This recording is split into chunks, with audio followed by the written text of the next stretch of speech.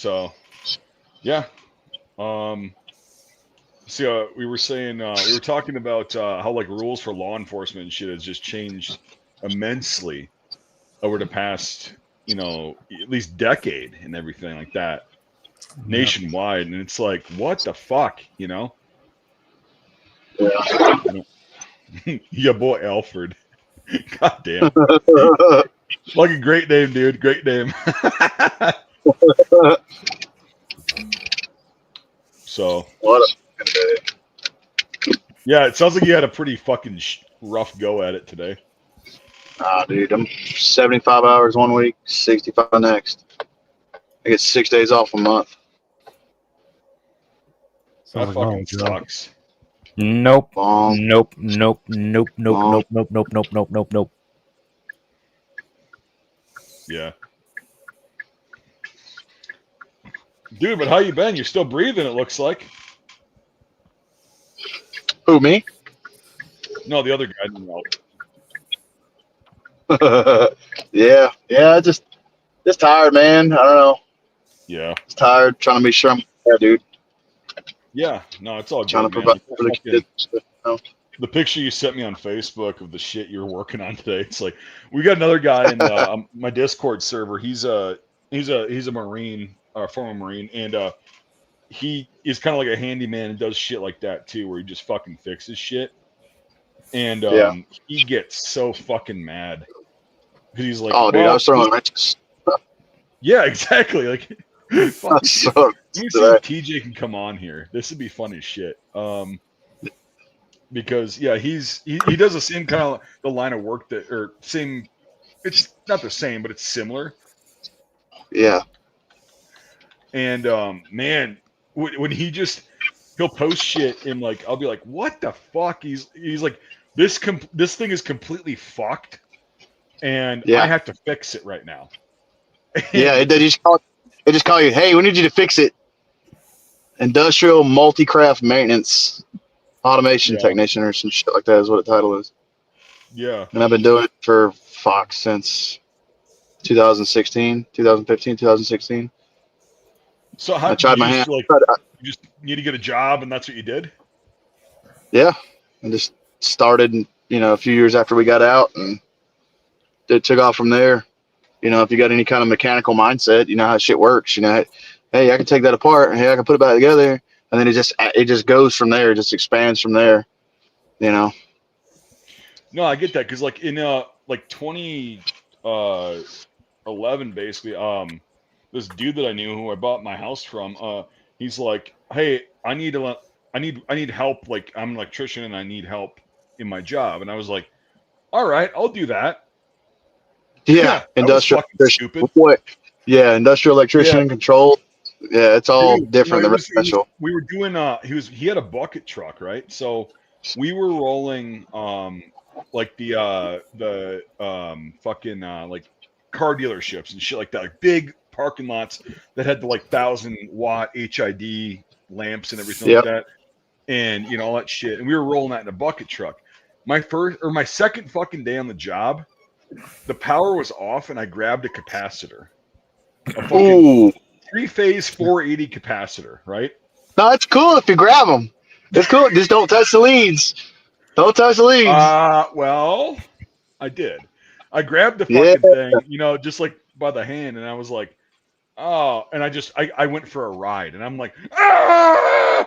And he's like, throw your body down off of it, and I'm like, ah, and I fucking threw it down in the bucket, and I'm sitting up there. I'm afraid of heights. I don't like heights, and I'm like, oh, so that's even worse. You get zapped. I'm 30, 40 feet up in the air, and I'm like, ah!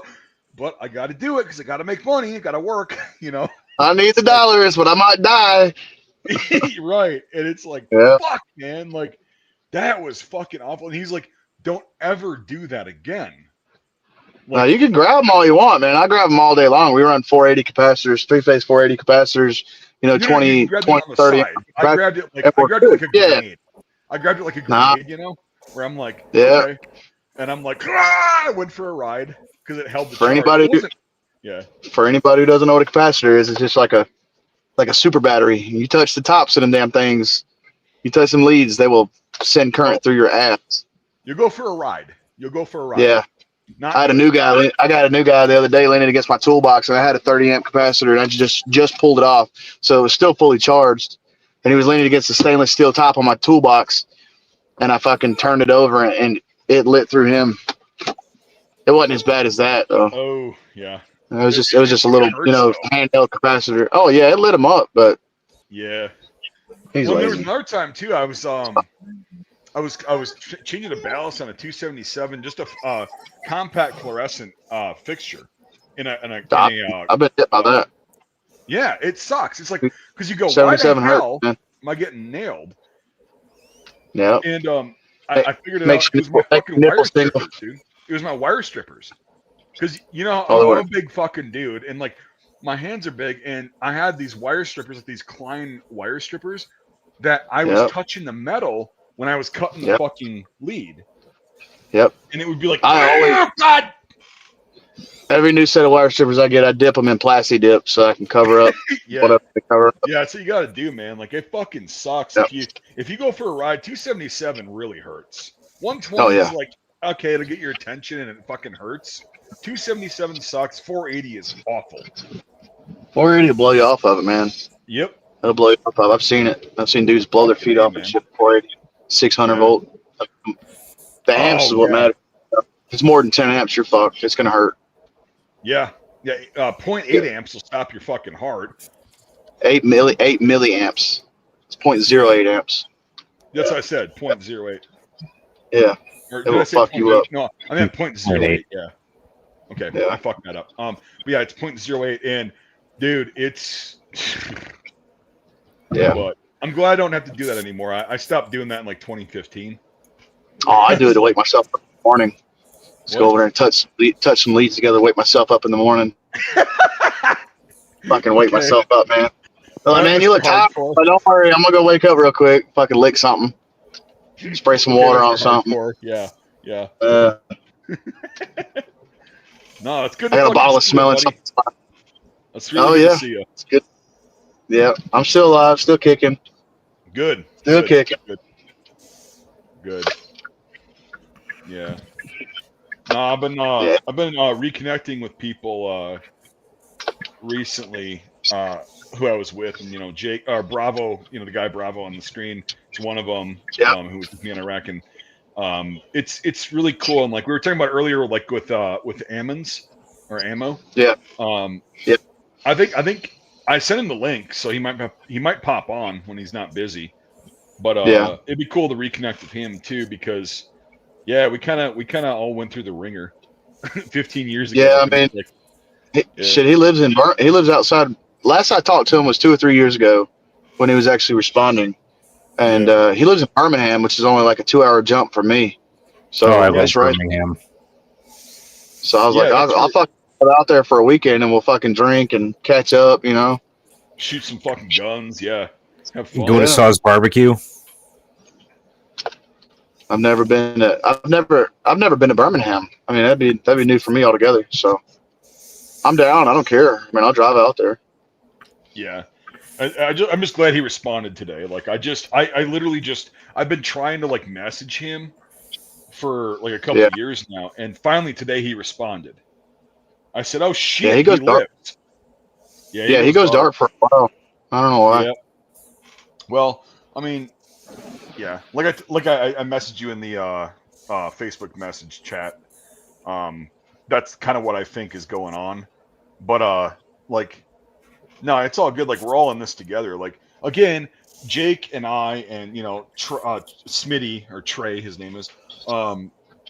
Dude, we all went through during GWAT. Just going through OSIT alone, or whatever the fuck during a war, is insane. And it's like, I mean, there's no reason to feel guilt for not ever not deploying, So. Oh, it's like I just told you whenever we were talking earlier when we were messaging back and forth.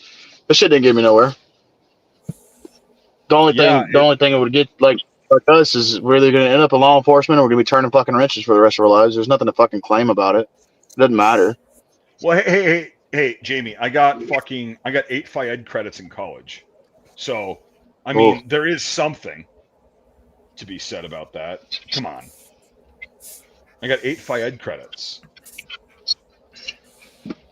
Thank God. Fucking God away. You good? There's for drive. She just wants to sit, text on her phone. As a We'll watch that in a bit. yeah, I mean, I don't know. I'm down to meet whoever wants to meet. You know, I'll fly anywhere. It doesn't matter to me. Or I just want to have a good time, have a meetup or something. That's how you get I got to go to. I got 2 kids who live in New York. You know, in upstate, and I go get them for the summertime. So I got 8 weeks in the summer where I'm pretty much just do 40 hours a week. So, and we travel a lot. So, we go to Myrtle Beach. We'll go to Florida. What do you think, because I live Jamie? What do you think like an about hour from Atlanta? what do you think about like trying to contact some dudes that because I mean obviously most of us in 1st Platoon, Charlie 254, 2008, we deployed and everything like that. But what do you think about like trying to get in contact with these guys and like maybe doing something like that where we kind of meet up in like the center of the country? Shit, I don't know. I don't know about all of us because remember how many fucking fights we had in the barracks? There was a lot. I remember the blood fights. Yeah, it was fucking nuts. There was a lot of fights in the barracks, bro. But here's the thing: is like remember towards the end, like we were all just so fucking tired and exhausted that we were all like getting along, which was good. Dude. Yeah. Well, we died together like 12 times, you know. Yeah. Like, dude, that fucking. So I'm still. Yeah. I still talk to Allie. I still talk to Ramirez. Ramirez? And I think that's it. I try to get up. Yeah, I still talk to Ramirez because I remember when we hit Family Day, Ramirez's family never showed. So my brother lived in Benning at the time. So I said, "Fuck it, you come with us." And he took us to Joe's Steakhouse in Benning. I think it was Joe's, Ranger Joe's. No, it wasn't Ranger Joe's. It was a steakhouse that he went to. Yeah. And when he went out, my brother went out and bought us all a bunch of shit. We had a good time and we got fucked up. And he still lived on post at the time. And then he got deployed. He got moved over to Italy. He got orders for Italy. Ramirez? And I didn't see him for no, my brother. Oh, your brother. Yeah. Oh yeah, I do remember that. Yes. Okay. Yeah. Yep. Okay. Yeah. Yep. So he got moved out to Italy, and then I found out whenever I deployed, where I was and where he was only like a 30-minute drive, and I was like, well, it's not like I could just get a fucking a cab. So yeah. And at that point, I hadn't seen him. At that point, I hadn't seen him for like 2 years, and he's like, yeah, I'm right around the corner from you. Yep. Good old fucking MySpace. But so yeah, Allie, it's a small fucking world because I talked to a bunch of the guys who were in Bravo Troop of the same Cav brigade that Allie was in Afghanistan, right? He was in Cold Blood, and I didn't think he deployed. I thought he went whenever he got shipped to Carson after boot camp. He went to the chaplain and got out. So I don't know the whole story with that one. Aaron fucking deployed with 361 Cold Blood Troop, which is Charlie Troop, and he deployed with them and had an absolute shit show of a fucking deployment, like horrible. And so I know guys who were in what is it, black, whatever the fuck. It's Bravo Troop. I'm an infantry guy. I'm not a cab guy. And so apparently these guys who were at, you ever heard of the Battle of Cop Keating? No. They made a movie. They made a movie. Yeah, you're good.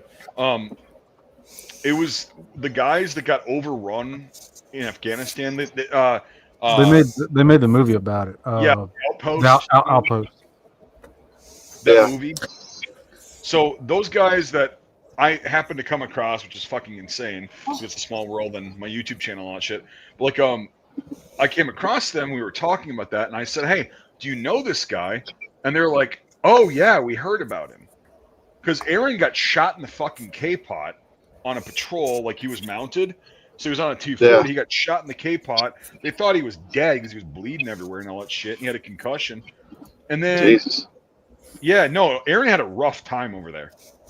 But then he got sent home early because he was like mentally, he lost his shit, which I don't care. Like, He was already on edge, but yeah, I'm sure that pushed him right the fuck over.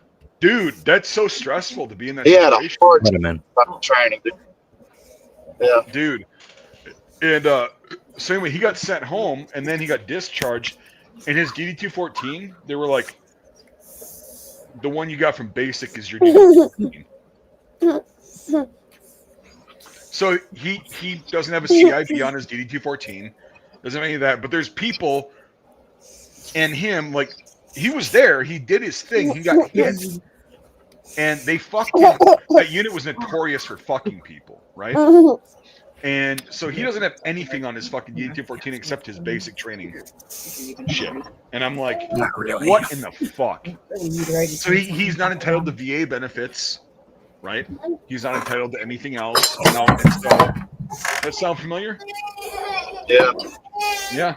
I mean, so it's like at that point, like during the surge and after the surge, it was like, what the fuck, man? Like, what are we doing here? And yeah, so no, Ali got, because that was your bunkmate, right? Because you were on the top and he was on the bottom, right? No, I was on bottom. He was on top. It don't matter. He was my battle. Yeah, he was, because you were down at the, you were at the fucking,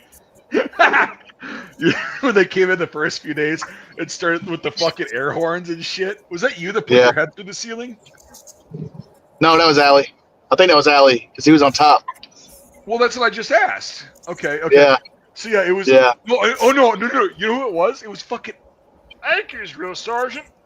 Akers, Drill Sergeant. Because I remember Hammond bunked. What? He bunked bottom bunk next to me.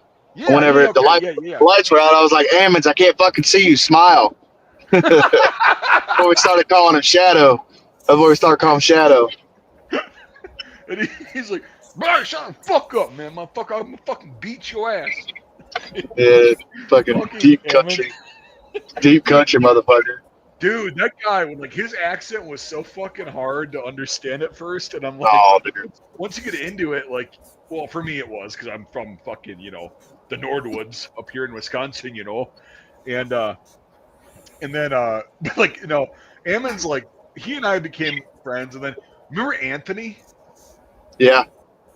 I caught that motherfucker jerking off in the fucking showers when we were wearing nods and shit, when we just got our PBS 14s and shit. Yeah. I caught him jerking off. I'm like, what are you doing, dude? He's like, man, I need some fucking privacy, motherfucker. Shit, can I get no privacy up in this? I said, what? Just why are you doing this? Like, go to the shitters and jerk off into the shitters like the rest of us are. I'm like, why do you have to be sprawled out on the fucking floor of the fucking shower in the middle of the night? Like, he's like 6'7", lanky motherfucker too. Yeah. And I'm like, dude, and he goes, look like a black starfish. Look like a black starfish beating me in the shower. So, God damn, bro. Motherfucker scratched his knee standing up. I know. Lanky son of a... that dude was a fucking... he was a trip. And then, remember, so I was telling this story on stream one night. Remember Dukes? Yeah. Yeah, so I flew down from MEPS with him, right? To Atlanta and then Benning. And we ended up being in the same platoon. And remember that night, he did something so retarded that it was just like, whatever. And they were like, get your fucking canteen. And he fills it up in the drinking fountain. And he was like duck walking around the fucking kill zone. And they made him say, I'm Dukes the Duck. And I'm all fucked up. Oh, dude. I fucking remember. Dude. We did so much. We did a lot of stupid shit, man. A lot of stupid shit. I've said this on the stream a lot before, but like our drills were insane. Like they were fucking nuts. We were kidnapping people from other companies and shit, and fucking surrounding them in our perks. And then the fucking BC walks in. Yep, Tiny Commander walked in. Fucking. Oh my god, yeah, that was fucking like we chained that guy to the fucking pillar. Chained him to the pillar, saran wrapped him to the fucking pillar. And then the BC walks in and Joe Sergeant Fuller's sitting there like, "Oh, what's up, sir?" Pillar, yeah. He got put on fucking leave for that. Well, no, he didn't. I later learned out, or I later found out, he got a local LOR. It wasn't anything bad, but they over exaggerated the fucking issue at that point to make us feel bad. Well, we fucking kidnapped the motherfucker. Oh yeah, that kid was he was a retard. Like that kid was a fucking idiot. But and also I remember I woke up one morning and we had 2 fans, 2 of those big patent fans instead of just one. Yeah. And it was chained to the fucking pillar, and I was like, where the hell did that come from? Stole that shit too. Yeah, it was fun. We stole fucking vending machines. Like, oh yeah, fucking, oh my god, we stole somebody. I forgot. Yeah, we stole somebody. I think it was Delta Company. We stole Delta Company's fucking Gatorade machine because ours kept running out. Yeah. So we yoinked their shit and toted it around, fucking plugged it in an RAO. And Delta Company was they were getting it harder than us, to be honest. And we just fucking did that, and then they must have gotten destroyed. Oh well, they fucking the dude was sleeping on Firewatch. Fuck him. Not my problem. Well, yeah. So that's the thing is like the stories are like, it's a fucking insane experience to go through that. And I was only 17. You were like what, 19? I think. No, I was only fucking 17, dude. So you, me, and So I turned 17 in April of 07. And then I had just turned 18. Yeah, I was 18 in April of 2008. So, but Brewster was also 17. Remember him? God, dude, Tito Ortiz looking motherfucker. Syndrome. Yeah. Yes. Didn't he fight? He was the one that fought Dukes naked in the barracks after the showers. No. It was Brewster and Cross. It was Cross. Yeah, Cross. Yeah. We heard that shit. We were going on like Family Day or some shit the next day, and I'm sitting there up in my rack writing a fucking letter, and all of a sudden I just hear, "What the fuck did you just say?" And then I hear, and I'm like, "Oh!" And then the door swings open, and they're just beating the fuck out of each other naked. And I'm like, Anderson walks in. I'm like, he got hit with a door. Cross is like beating the fuck out of Brewster, just pounding the shit out of him. There's blood everywhere. Like, I'm like, what the fuck? And then, yeah, you're right. Anderson walks in and he goes to his office. I didn't see a fucking thing. Man, that was insane. He got hit by the fucking door. We don't know nothing. Matter of fact, I'm blocking one eye. Fuck that. Dude. I didn't see shit. That was fucking insane. The naked fight was probably one of the funniest things I've ever seen. I'm like, oh no! I'll just sit here and keep writing. It was weird too. Like, why you want to fight a dude butt ass naked? Fucking. They were literally both like their dicks are swinging. They're fucking beating. Can't get blood on your clothes if you're not wearing clothes. That's true. That's true. Now, hold on, I'm gonna get dressed and then we can deal this. We can deal with this shit. Fuck that. I want your dick rubbing on my arm, trying to beat the fuck out of you. Do you remember that one time that fucking Donnell and Dukes, because they were bunkmates, they're like puffing up. They're doing the penguin fight shit, and then Anderson pops his fucking head out of the office and he goes, "Bet you won't hit his ass." Yeah. Dukes just goes, Who was it? Who was it? Family Day. I can't remember his name. His fucking weird kid. He got the barcode tattooed on the back of his head. Oh, remember that? What the hell? And Banks got robbed by a stripper. Remember that? Yeah. Well, I saw Banks in Iraq. Did I tell you that? No. He got fucking robbed by a stripper. He's like, there's like $700 in my wallet full of ones, and he went to the strip club and took a stripper to a hotel. He went to go take a shower and left all his shit out, and she robbed his ass fucking blind, dude. Took his whole wallet. Took everything. CAC and everything. What the hell was the guy with the barcodes? Because remember Joe Sergeant Zeller from 3rd Platoon? He comes over, he goes, yeah, all right. Yeah, it's the barcode for Mountain Dew. Hey, fuck, dude, it was nuts. I don't know. What the hell was his fucking name? Everybody did shit. Banks, though, like, so, a funny story, Jamie, like, fucking, so I'm in Iraq and I'm going back from the chow hall. It's like fucking, I don't know, I've been there for like 4 or 5 months. And I grab my shit and I'm walking through. There's a bunch of these weird dudes that are like around, and I'm like, okay, move, like whatever. And all of a sudden I hear Banks's voice, because it's a very unique, annoying voice, right? Yeah. And I'm like, I look at the back, you know, his name tape on the back of his PC, and I see Banks, and I was like, no fucking way. There's no fucking way. And I say, hey, and I tap him on the shoulder, and he turns around, it's fucking Banks. And I was That's like, funny. what are you doing, dude? And he goes, oh, shit. Man, we just got here, man. Like, what the fuck? You know, I've got a combat patch on already and everything like that. And he's like, dude, how long have you been here? And anyway, his unit got stationed at my fucking fob. And I was like, dude, it is such a small world. It's fucking insane. You know, because like he had the army tattoo. Remember that shit? Which one? He got the one on his leg, right? No, it was on his arm. It was on his right arm. Like, U.S. Army. Who got a fucking tattoo on their calf? Like, we got fucked up after Family Day because they found out how many of us drank. Remember, we were pulling water buffaloes with ropes and shit. They're making everybody fucking throw up. Like, I got punished for it. So thank you guys. Yeah, thank you guys. Yeah, you're welcome. I got fucking trashed. I didn't care. Anyway, I got fucking trashed. I know, because like Brown, you know, Chris Brown, the guy that was next to me, little short guy, tattooed as fuck. Oh yeah, with the fucking Nirvana, all the musical. Yeah, the hymn tattoos. Yeah. And anyway, yeah, so that was funny as shit. Paramore and shit. Yeah.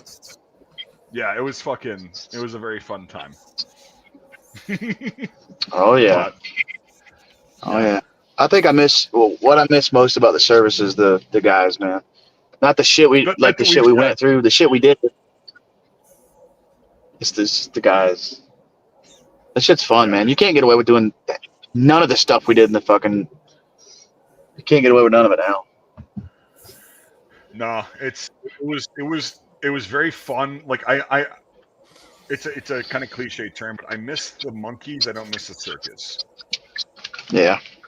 So, but shit, yeah, hilarious. Most of us fell through the cracks, is what I heard. Most of us. But no, it's all good, man. Like, it's just fun catching up, and I'm glad you're doing well. And oh yeah. Yeah. But yeah, so Smitty is was an MP, and there's like 3 MPs that I can deal with in my life, and he's one of them. So he's a good guy. Oh yeah. I was half expecting you to say is he's 2 of them. Because he's one, and then his mustache is the other one. Oh well. One of those. Yeah, I think I got more fights. I got more fights with MPs than anybody, especially when we were deployed. Especially when we were deployed. Dude, so Jamie, I don't know if I told you this. Like Jake and I, we got fucked, or Bravo and I got fucked because we were 11 Bravos in a light infantry company, right? Line infantry company, and we were put directly underneath MP command, who were active duty. Yeah, and it's like, an entire brigade of MPs. Yep. That's fucking terrible.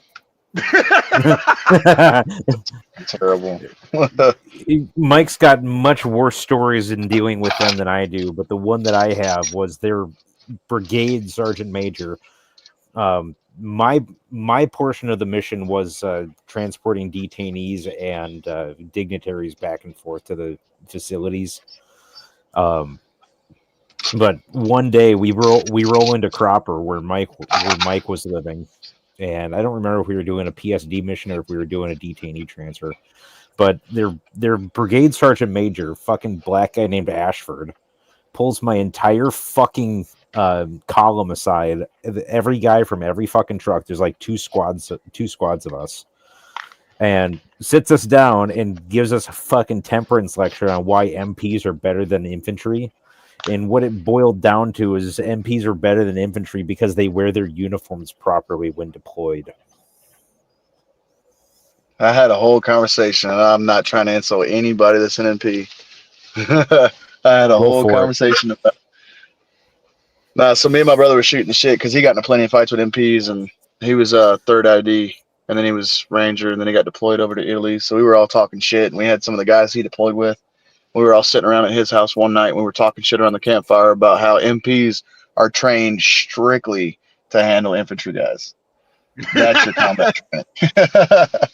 So it was, it was funny. It was funny because one of his buddies was an MP, and we were roasting him, man. We're like, the only fucking training you guys that their MPs are given is just to fucking handle infantry guys. They train you guys to fight us. So yeah, well, luckily Smitty, like I said, one of the 3 MPs in the world that I'll fucking talk to is not a cunt. He never was. So, right. But yeah, like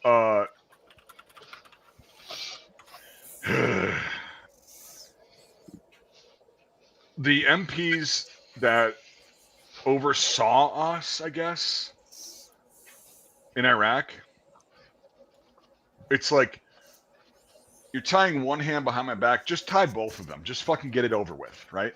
Just fucking do it. Just fucking do it so I can die and get the fuck out of here, right? But no, they were always like, oh, we're going to keep you on the leash.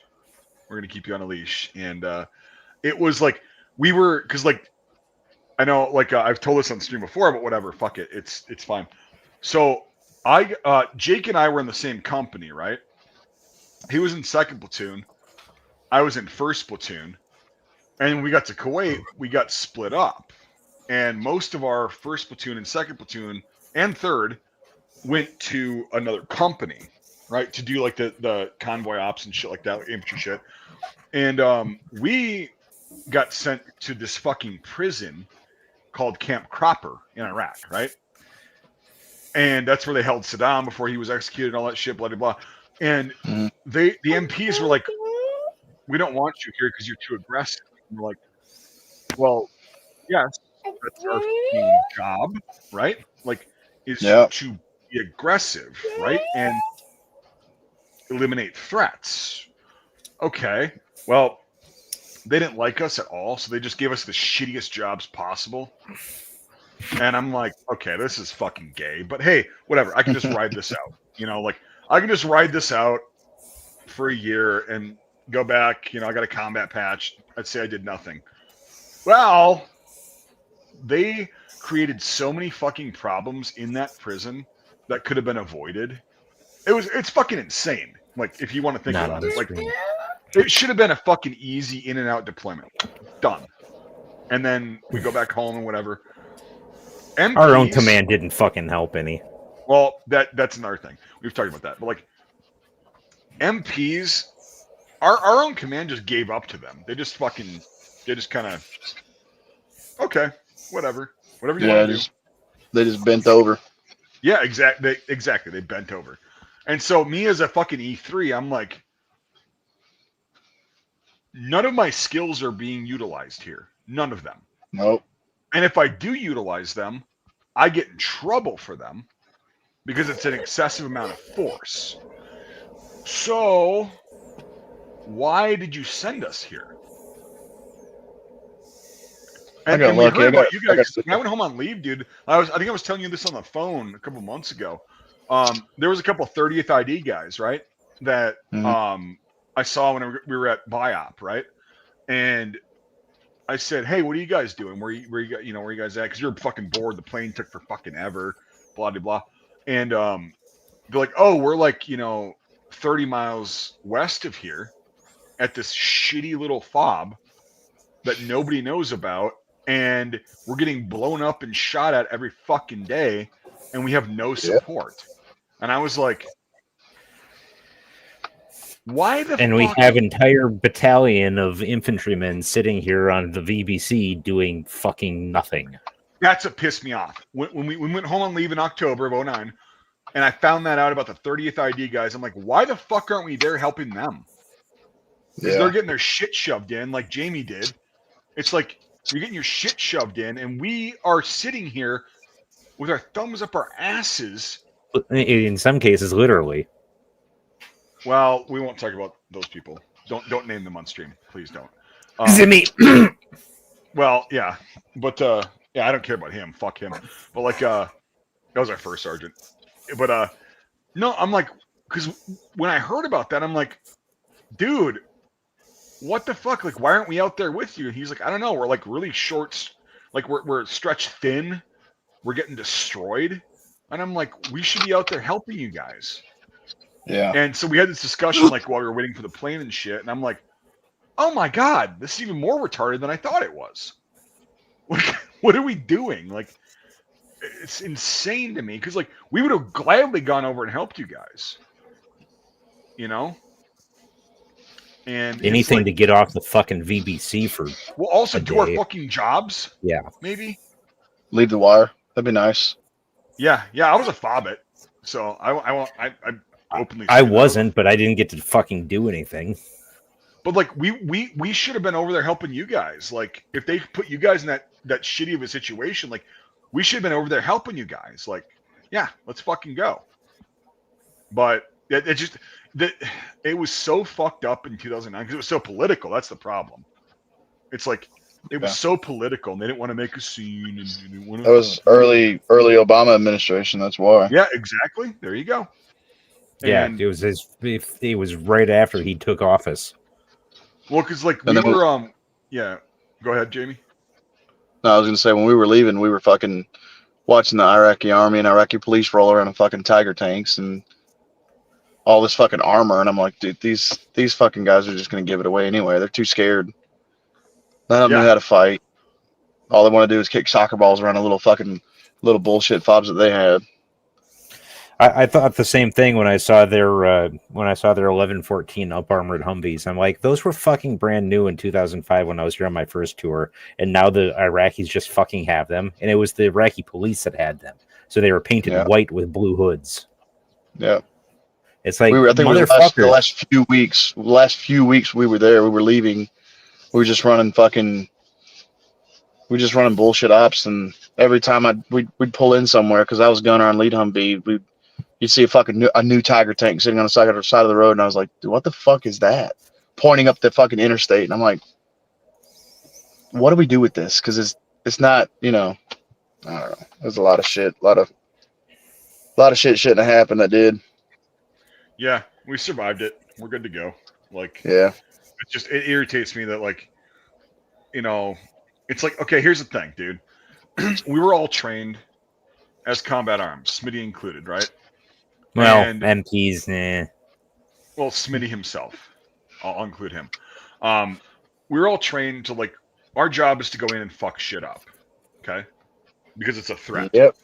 Yep. We're not a good occupation force if we're not allowed to use that aggression and that training to fuck shit up, Yep. You just wasted all of that fucking money and time and our lives on the training we did to not allow us to do shit and just become victims of like, here's the thing is I actually don't disrespect and I don't hate the people who shot at me and, tried to kill me and everything. Cause I'm like, I'd be doing the same fucking thing if somebody invaded my country and just stayed there. It's like, no, you go in there and you fuck shit up. That's my opinion. Yep. Like, I mean, it's just, I don't know. I've been getting over a lot of the bitterness and the anger of that lately, but I don't have to agree with it.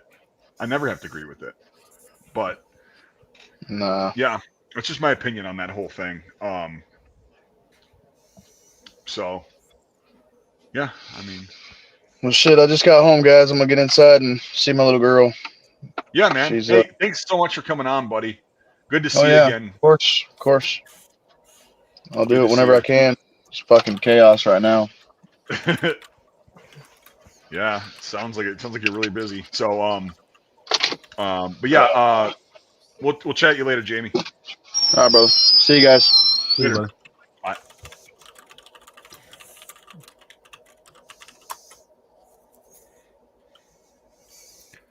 Cool. So, all right, Trey, you had this video. Yeah, when y'all were talking about the electricity and shit. Yeah. So shit's come a long ways in the past 10 years. I don't know how long it's been. So Well, I used this the is- X26 in 2009.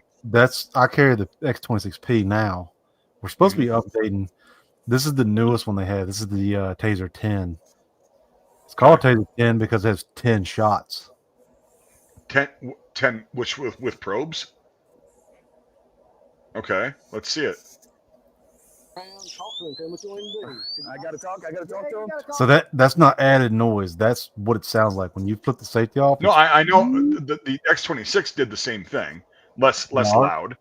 Oh yeah, ours doesn't. Like you just click it on, just click. But that's what this does. When you turn it on, it beeps up like the video game night vision thermal. Yeah, our X26 is yeah, it's a very quiet, but you can hear it go. It probably wouldn't be audible on a camera. But this was very that's audible. loud. Yeah. All right. Florence County Sheriff's Office, get on the ground. On the ground. Good job. Ineffective. Didn't work. Shoot him again. Shoot him again? Yep. Because he's still coming at you. All right. Yep. Done? Yep. All right. Wait. So the front looks like a pepper box. It has 10 shots. And you can just keep popping. Now you have to fire 2 at the minimum to make an effective connection. But yeah, you can hit them all 10 times. And apparently, like Axon, the people who create the taser, or this brand of taser, it's so stupid now, like high tech. So, like the X26s and X26Ps, it only goes in between the 2 arcs, so it doesn't like stop. But since you have multiple barbs, it will go in between all of them. So if you hit the guy 3 or 4 times, it won't go through prong 1 and 2 or 3 and 4. It'll go through 1, 2, 3, 4, 1, 4, 3, 2. So it's just tearing them up. Yeah. We looked it up because everybody's like, oh, like pepper spray. Everyone's like, well, I got the hottest around. A guy at the academy years ago told me, he's like, if I take you down to the gas station up the street and I pour 87 on you, light you on fire, and we come back the next week, pour 93 on you, burn you up, because it's all going to suck. Like there's no worse or better. Or OC fucking yes, OC was awful. Yeah. But the X26 delivers pulses, and I want to say it was like 20. The X26P does 24. The Taser 10 does like 42 pulses a second. So it's just lighting you up. And I recently found out too. Apparently, when you turn I think the Taser 7 and the Taser 10, when you turn them on, regardless of jurisdiction, if it's within, I guess, GP or Bluetooth or whatever signal distance, it turns every body camera and car camera on. Oh, okay. Oh, so that's pretty neat. Gotcha. Yep. However, it's kind of a prank. So if somebody's going to the bathroom and you walk by the bathroom and turn your taser on and walk away.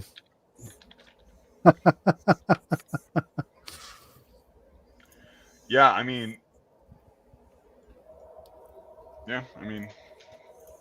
it's cool. Like Cody, what the fuck? It's the fucking weasel horse. The weasel horse is always demanding. He never wants to come on the camera though. Because oh my god. He's camera shy. He thinks you're gonna yell at him on camera, and he doesn't want to live with that embarrassment. It's the weasel horse though. He's wagging his tail. He's a good boy. I know he's a good pup. He's just he saw the picture that I posted in Discord today. Yeah, he's the only dog that somebody else owns that I actually like. Most other people's dogs I tolerate because they're somebody else's dog. Right. He doesn't jump. He doesn't like lick you and shit. He's annoying. He just wants attention. He just wants to be pet. And then you tell him to go away, and then he's fine. But like, He's a no, sweetheart. he's definitely a good pup. And then the 2 new kittens we got, Jake. Oh my god, these fucking things, insane. Dolores, the calico, the female, she's batshit crazy. I mean, out of control. Very Well, nice. That's She's not pretty mean. typical for female cats. Yes, she's not mean at all, but like she so Toby, the other kitten we got earlier this summer, he's a polydactyl, right? So he's like black and orange striped, like the old school striped. He's also, I'm pretty sure he's got Mancoon in him because he's fucking huge. And so he'll just kind of be chilling. He's like early chill cat. I'm kind of waddling around and whatever. And then Dolores, the calico, will just like randomly jump off wherever surface she's on, jump 3 feet into the air on top of him, and then just like start licking him, like grooming him. I'm like, so what was the point of that? Why do we have to jump onto another cat? Like, what? And then she's fucking insane. But she's also a trailer park kitten. So Trey likes trailer park kittens. Like Bubbles? Yes. They're all like fucking insane. Like they're the trailer park kids like that we got. Because my neighbor got the whole litter. He's like, yeah, they're spastic as shit and they're just funny as fuck. So, but like trailer parks. Okay, Cody, fucking stop bug-eyeing me.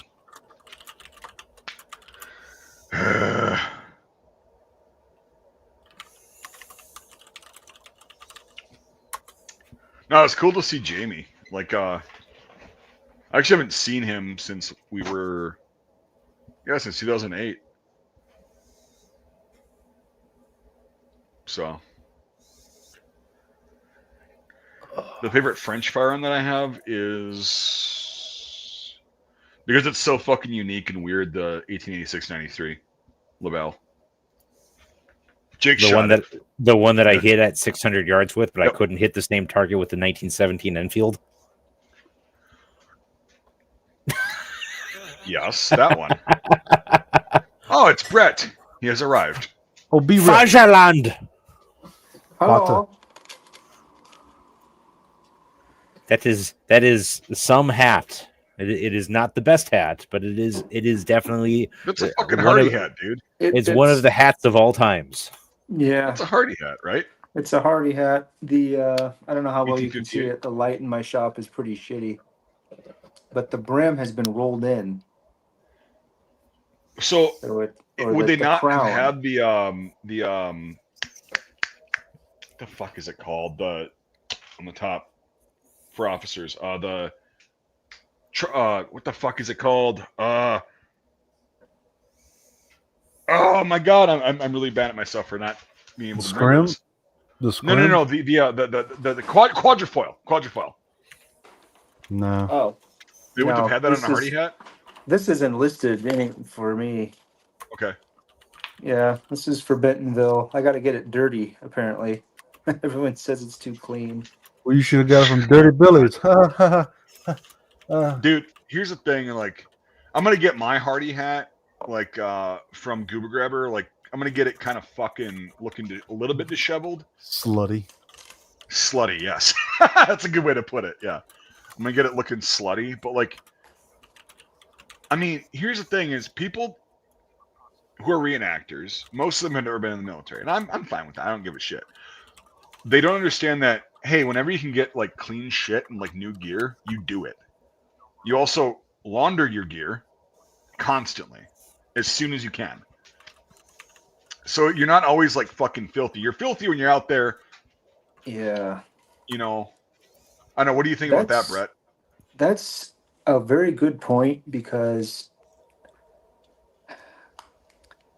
like, I really don't have fun going out in a reenactment and going full campaigner and living in the mud, and for these guys, It's the a best. totally You gotta do it. That's always, yeah. It's always yeah, an it's a inner it's struggle. a totally new experience for a lot of these guys who have never Yeah. Okay. gotten the red clay of Fort Benning, which, by the way, is Fort Benning again. Yes. You know, the We red clay of I Fort posted Benning that last week ground. when I posted about that last week when Hegseth shared the memo. I got a call yesterday from a friend of mine. He wants me to be the Confederate quartermaster for an event in West Virginia. I can't remember exactly when it is, and I'm like, sure, I'll do it. I don't know how much I get bit off. 2026? Is it on our own soil? Probably. Is it Bobby Small?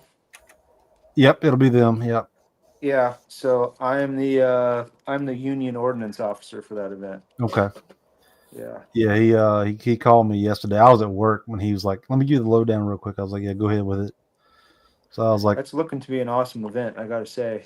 "Yeah, On the original ground, which includes it's private property. It's a He said it was it's owned or co-owned or it's owned by the Army Corps of Engineers, but somebody else manages it or something." the land. It might encompass multiple land Yeah, areas. yeah. But the bottom line is we're in the actual earthwork. Okay. Yeah, it's going to be an excellent event. He was telling me there will be mules and wagons and horses and stuff to Right, draw yep. me. Yeah. So I don't know how much more I've bitten off that I can chew, but I was like, I'll you ask jump and I'll ask how high. So I was on one of the planning calls, and what is going to be awesome about this event for me, right, being Army logistics officer, is this event actually will have functional logistics. So it's Yeah. 4 days, and your food is going to be issued to you, your ammo Yep. is going to be issued to you. Yeah, because he said So- show up Thursday and leave Sunday, right? Right. Yes, it's yeah. Yeah, which we don't get in most conventional reenactments. We, the common private grunt reenactor, we're our own quartermaster department and ordnance bureau. Bring your own. Like, Bring your we own food. bring Bring your own everything ammo. we need to be self-sufficient. But that was a major part of a Yep. soldier's experience. Would have been drawing rations, and drawing ammo. So it'll be really cool. Somebody in the chat's asking you making Enfield or Springfield cartridges. These are Springfield 1861. Ah, yes, the Superior round. Yeah. Yeah, with these awful, horrible. Actually, for what they are, they shoot really, really well. Are those the ones that? Excuse me. Are those the ones that you are swaging? No, these are cast. The swaged ones, I don't. I hope 'Cause I'm you not are breaking any rules touching bullets on the. no, they're lead Swaged. paperweights. Yeah, no, these are machine metal parts. Yeah. Yeah, that's a You're still swaged making. one. You can tell the Okay. difference. Yeah, big time. Yeah, it doesn't have that flat Mm-hmm. nose. Yep. I don't know. Maybe use my hat here. Yeah. How much of a veterinary pain wood. was that? Get a small countertop metal lathe and turn your own. Well, it still wouldn't be swaged. It wouldn't be as compressed. I was working on these earlier. I'm about ready to curse the entire nation of France. Oh yeah. These Saw that in the chat. Chaspo cartridges, man. What a nightmare. Ah! And I dropped. And now it's on the floor. Well, now it's French. It's been dropped. No, but you picked it back up, so it's Yeah. not French anymore. Well, the French 1871, they got their butts handed to them by the soon-to-be Germans, but they fought freaking hard. They Yeah, like every war up to World War One and World War Two, they kicked ass, Yeah. and now Oh, because of the 20th century, now Yeah. they've It- got well, No, no, where Overseas. that whole trope came from is like 1940, and the French at Verdun, if you actually research that battle, that was an impossible place to hold, especially the conditions, the lack of the French high command and politicians fucking sucked throughout history, right? The French soldier has been one of the most badass motherfuckers you don't want to meet on the battlefield. And Correct me if I'm wrong. Didn't the officership and higher ranking officials, didn't they pay their way and get those? Kind of like the British? I don't know. Okay. Because that, that's not a problem. Like, I've got money but no brains, and I'm going to buy my. Well, I think they what I think is that these people were so outdated, just like the Prussians and the Germans and all that shit. They had the same problem as, like, let's promote the guys who were in a war 40 years ago. And those guys who were in the war 40 years ago think they know better of how to manage a war that's happening today, 40 years later, with all that technology improving, right? And that's my opinion on it. Again, not a fact. But it seems in the First World War that, like, the French soldiers themselves, excellent fighters. French soldiers in World War II, excellent fighters. Yeah. They were failed by their upper leader, like we're talking like field grade officers above, like politicians. I think that applies to World War II as well. I just said that. I kind of blacked out. I said both World Wars. It was the same. It was the same scenario. World War II was a little bit more fucked up because, like, the French soldier is a very lethal individual, right? We learned a lot of our tactics and a lot of our drill and ceremony is French. It's not British, right? Yeah, but, like, so we learned a lot from the French about aggression and shit like that. French soldiers are aggressive as fuck and effective as fuck. That's why they held the Maginot Line for as long as they did. That's why it actually took 3 weeks to get all the way, to get the French government to capitulate, is because. So, okay, all right, let's just do this. For World War II itself, right? When Germany invaded Poland in September 1st, 1939, with Russia's help, I guess, or Soviet Union's help, they took about, I don't know, 10,000-ish casualties in 3 weeks. Okay, I know it was a fucking sucker punch. It was a sneak attack, whatever.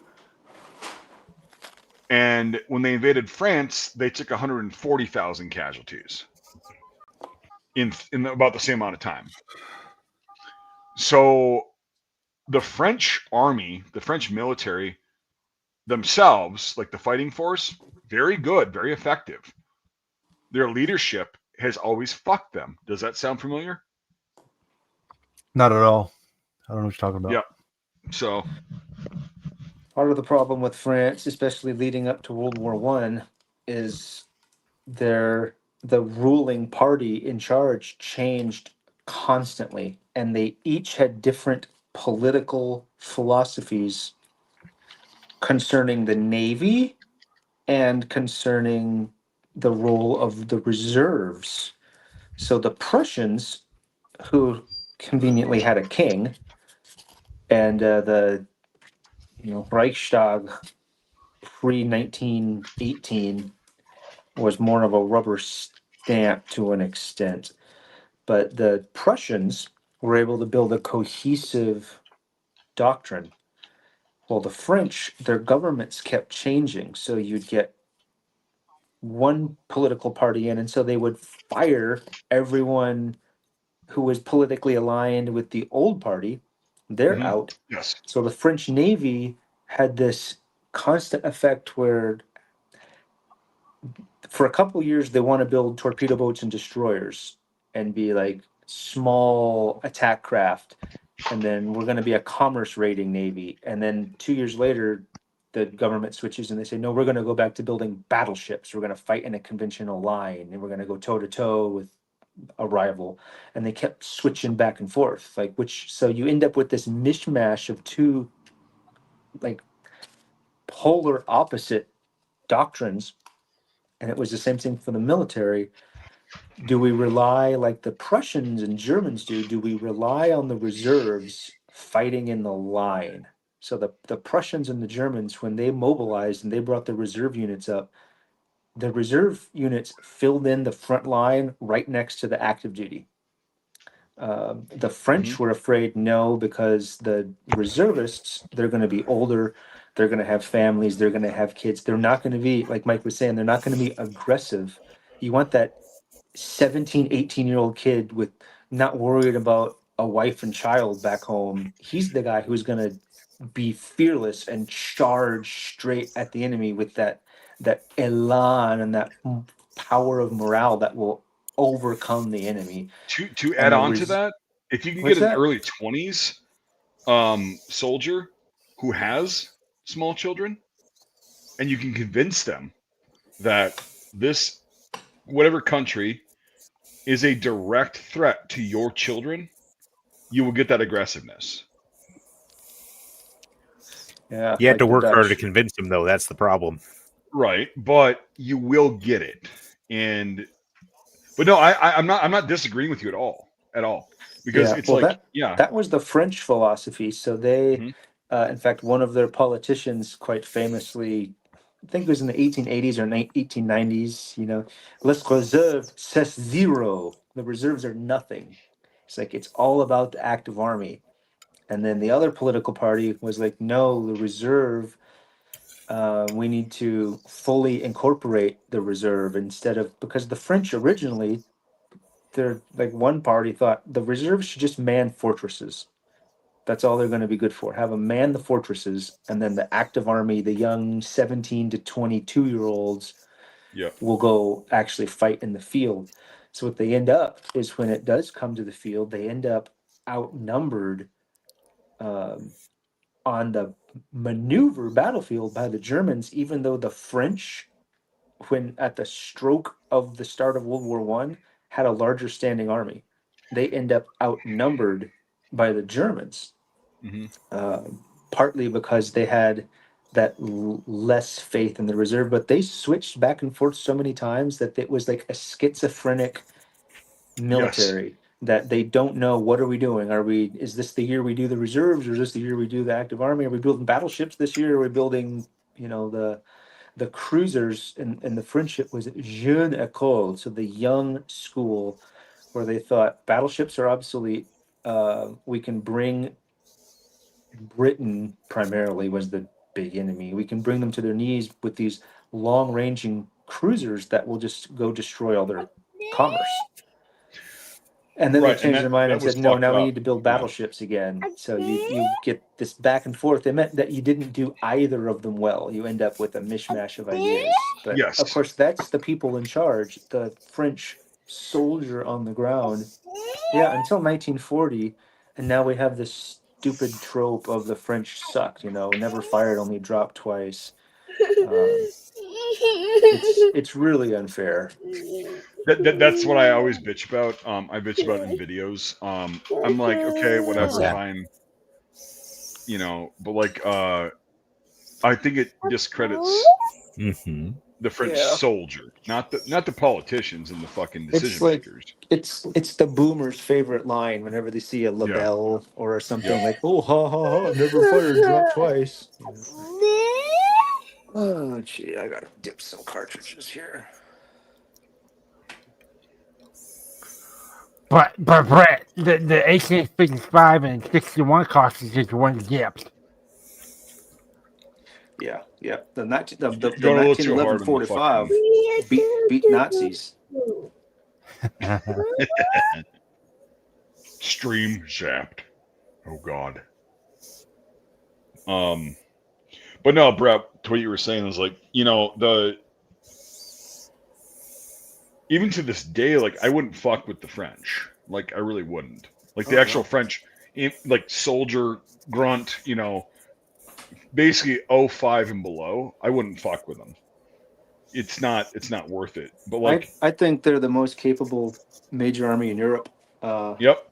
I mean, Western Europe for sure. Yeah, Well, yeah. and then The Eastern Europe, I British. think Poland is the best. Yeah, Yeah, yep. The Poles. the Polacks. Well, I'm Yeah, Polish, so I they can got a say good one. Polak. So yes. I don't give a shit. So No, but like I when we were doing Reveille, there was a dude. He's from Poland. He's from fucking Breslau, right? And, Bolak the Polak. Yeah, Bolak. Oh, Yep. my dachshund was from Breslau. Yep. And no, he's like, you can say fucking Polak. He's like, you're 20% Polish. Fuck it, you can do it. I wish we could get him on here because I'd love to meet him because he just did that role so fucking amazingly. Dude, Bart is a fucking dude. He was so fucking great to work with. But I'll text him if you want to. Jake, do you want to get him on here? Yeah, if he can. His kids are trying to escape. Let's Don't mind text him. him. He's probably got a sign on his kid's bedroom doorway that says "Arbeit machen free." Arbeit macht frei. I don't speak German. Fuck off. Yeah, the declension of those verbs. Keep fag. your Oh, my tism to tongue, yourself. Dude. Oh, so Tism is learning a fucking language and pronouncing it somewhat correctly? Somewhat. Yes. You knew what I meant. It was good enough for our conversation purposes. Also, Bart is a very I'd say fiery and somewhat conservative dude. So it's weird because he grew up in Eastern Europe during the Cold War. Weird, I wonder right? that doesn't make any sense. You'd Right. think that he'd be the most pro-communist person on the planet then. Nah, he doesn't like that shit. Funny because it seems to be a trend. Anybody who grew up in a communist bloc nation hates communism. No, I just texted him. We'll see if he texts back. But like, That's weird. That's weird. Have you ever seen Jojo Rabbit? I've seen clips of it. I get the concept. Like, it's a very artistic fucking film, and I actually kind of like what I've seen so far. Yeah. Like,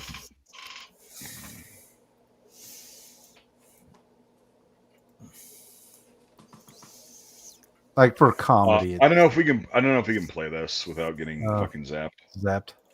Yep. So but yeah, I get what you're saying. Yeah, Sam Rockwell. He's pretty funny in that whole film. Yeah.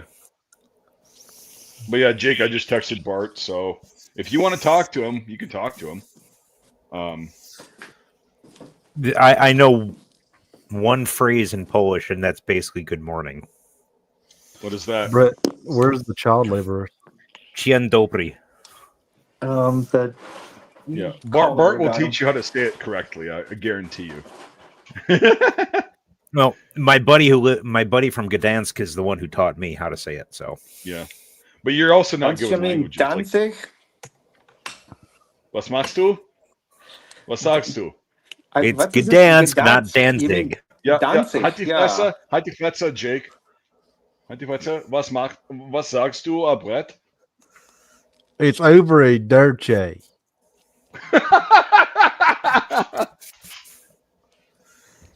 The southern accent, fucking speaking a foreign language.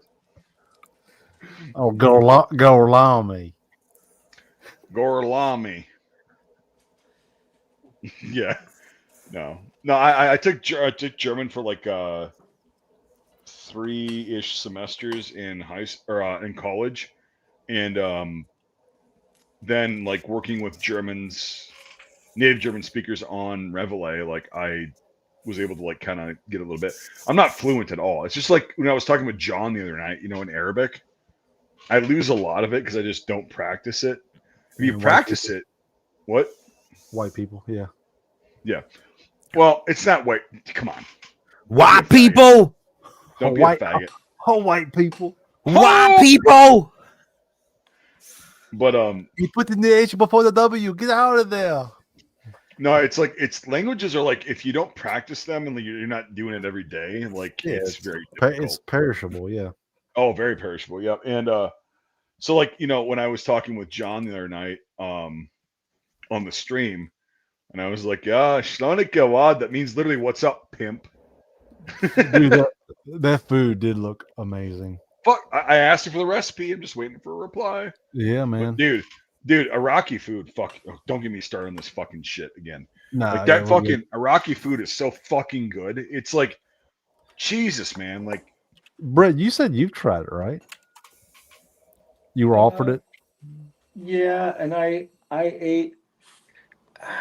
I would think you guys might have had better than I did. I was not impressed, and it was covered in flies. Okay. oh, Well, that's never good. No. I've never had it, but like I said on the stream the other night, Yeah. his interpreter was on. He lives in Texas now, so it's not like we're in Bangladesh or out in the middle of fucking desert. It was in his house, and it looked really good. Dude. Yeah. So Brett, were you ever Oh. actually? I can't remember. His 'Cause I big have black so many wiener. fucking people. Like, were you ever in Iraq? You were in Kuwait, I know that, but like, were you ever actually in Iraq? Yeah, Like, I was in basically just over the border at the very southern. but you never ate their food. No, I did. They invited us over to their in their guard shack, and they always tried to give us food and bread and things. Oh, in the guard shack. That was so. It was military guys. Yeah, I Yeah. ate it to be diplomatic. Do you remember what you had? Some lamb meat thing in a pot with a couple different types of breads and dates swarming with flies. Yeah, dates. Yeah. Oh, they were swarming with flies though. Yeah, that's not good. I always made sure that there were no fucking flies on my food. They were eating it. Yeah. Okay. Flies were crawling on it. They would just shoo them away and grab a date, throw it in their mouth. And The flies Yeah. over there were fucking nasty. Dude, they were. It's the you get used to it, which is like fucked up, but like, yeah, it's fucking insane. So one time when I was on my first deployment, I actually kept count of the number of flies that I killed. I sat in a 5 foot by 5 foot by 7 foot tall guard tower for 12 hours, and I kept track of the number of flies that I killed with a fly swatter. You do not want to know how many it was because it was bad. It's a lot. Like, it's compared to the United States, like it's yeah, it's pretty bad. I might have a picture of the Iraqi food we ate. You might know what it is. Well, what you're describing to me sounds like kind of like Tepsi. It looks like an eggplant stew with lamb and tomatoes and peppers and shit. And if it's not covered in flies, it's actually really fucking good. Yeah. But no, They like so Brett, you were on the other night with my when I had my interpreter on. Yeah, John, for a few minutes. Yeah. Dude, his fucking tea, the chai, oh my god. If you like drink caffeine normally, like coffee or whatever in the morning, it's worth a try just to get some of it and just do it the way they did it. It's so fucking good, man. Also, we were fucking around, like we said after you left, or like we should have told him his rank was on upside down. Because you would have looked and you would have been like, "What is it?" Oh god, Yeah. So for the longest time that had no power over me because lieutenant and captain doesn't matter. Exactly. This is the first time in like 14 years that my rank actually can be upside down. Yeah. And now Mike gave it away, so I won't be able to actually say it anymore. Oh no, we can still say it. We'll get him. We'll get him. But no, got him. Got him. But no, The most fun is doing that to lieutenants, and then they actually look. Right, and captains too. It's like, Yeah. is it upside down? It's like, what the fuck? Like, no, it's not. Oh, captains. We well, yeah, there. Oh, They're- that's Can't live with them. no, no. The helicopter pad is still there. The Navistar helicopter pad is still there.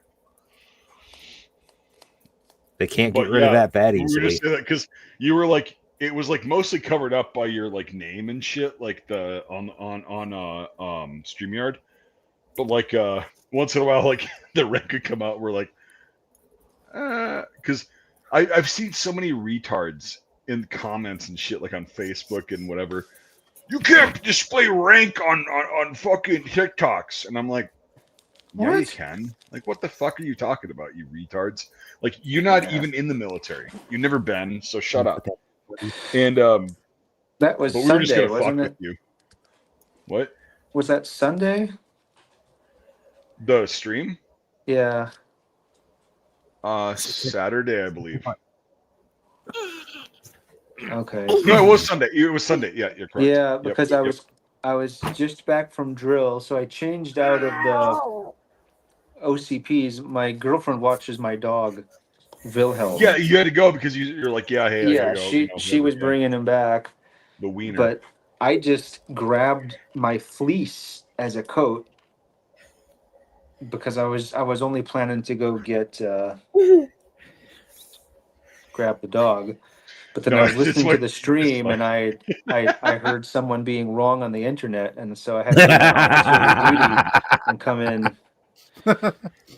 Also, that is my dog, but he's 50 pounds. Oh, Imagine that. this dog is extremely racist. So is mine. Good boy. Yeah. But Well, with that bow tie, yes. no, it was fucking hilarious. Like the whole rank thing, because I'm like, Is that Goggy? Danny, is that Goggy? Say hi, Willie. Hi. I've got a fucking bow tie on. Hell yeah. Snob. Oh yeah, he has. At But- least his nails aren't painted. Because Michelle Yes. used to be painting his nails. Yes, very proper. Yes, yes. Yeah. So, My sister had a mini dachshund once upon a time that had a dapple streak on it. He was black and tan. He had a dapple streak on top of his head, and I've never seen it before. With with just one dapple streak just off center on the top of his head. My brother would always take a highlighter and just highlight the dapple streak. So I got home from school one day because my brother was already going to college by then. I got home from high school one day and I walk in the house and there's my sister's dog, and I'm like, "Why is Sebastian's dapple streak blue?" Uh-oh. Yeah. Michelle liked to If it's color blue. his toenails. His little claws were pink once. You said you're going to Bentonville, Brett? Yeah. Yeah, I'll try to be. I'll be there with one of the sutlers, but Yeah, I'm it'd be good in if you the guys went to the same fucking event. Yeah, like Federal Campaigner Battalion. yeah. With people who are extremely desperate because they asked me to be second sergeant of this company. And I'm like, if you've gotten to me,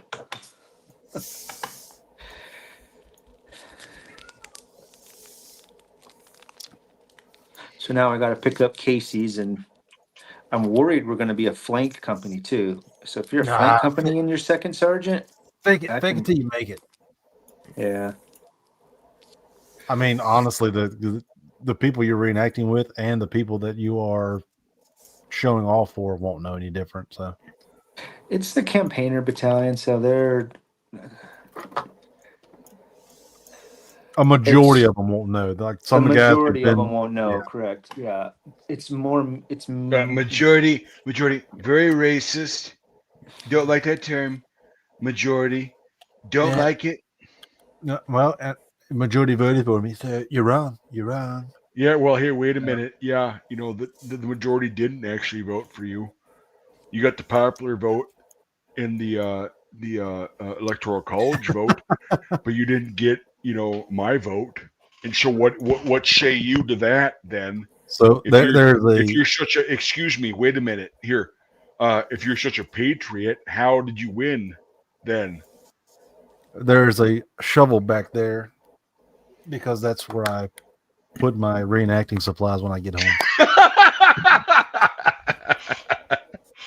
You're such a fucking cunt. No, a dude in the chat asked why is there a shovel back there? There's a pick, shovel, and an axe. That's not even a fucking good shovel. Like, so why the fuck would you ask that? Like, It's a Alec Civil War. Baldwin? Who gives a flying fuck? Be better if asking why there's a single shot revolver. Dude, I don't know if so you can see it. He could have asked me why I had a single shot revolver on the bookshelf. Too soon? No. whoops. Nope. I'm gonna send. So hey, Trey.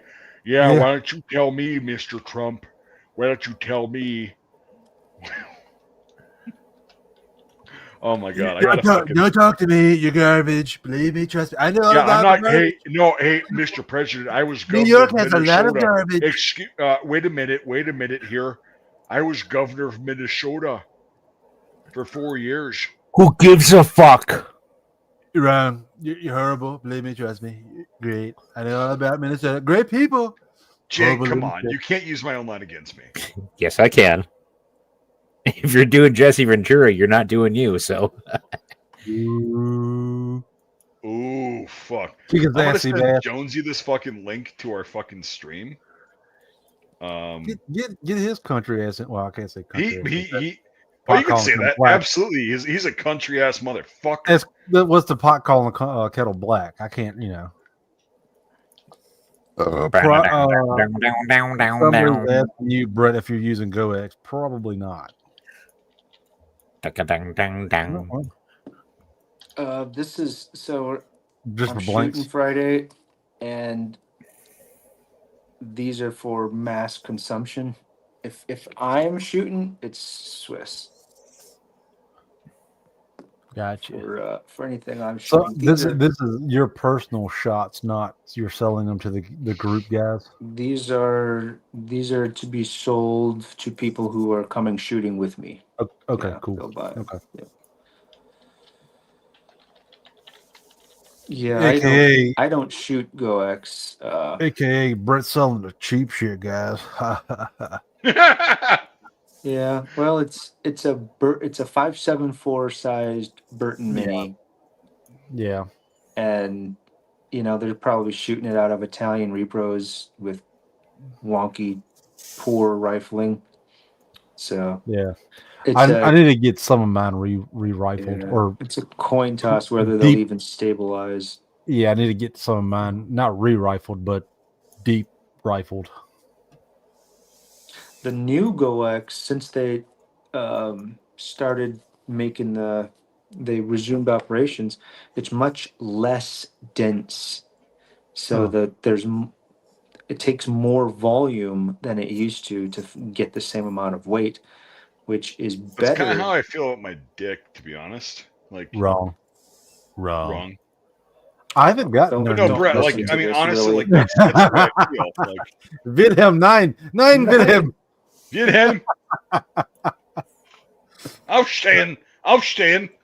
I couldn't tell you. I've got like a few cans, but I can't tell you the last time I bought them. Like the I one guy. bought GoX, dude, and like it works okay. Like it gets works. the job done.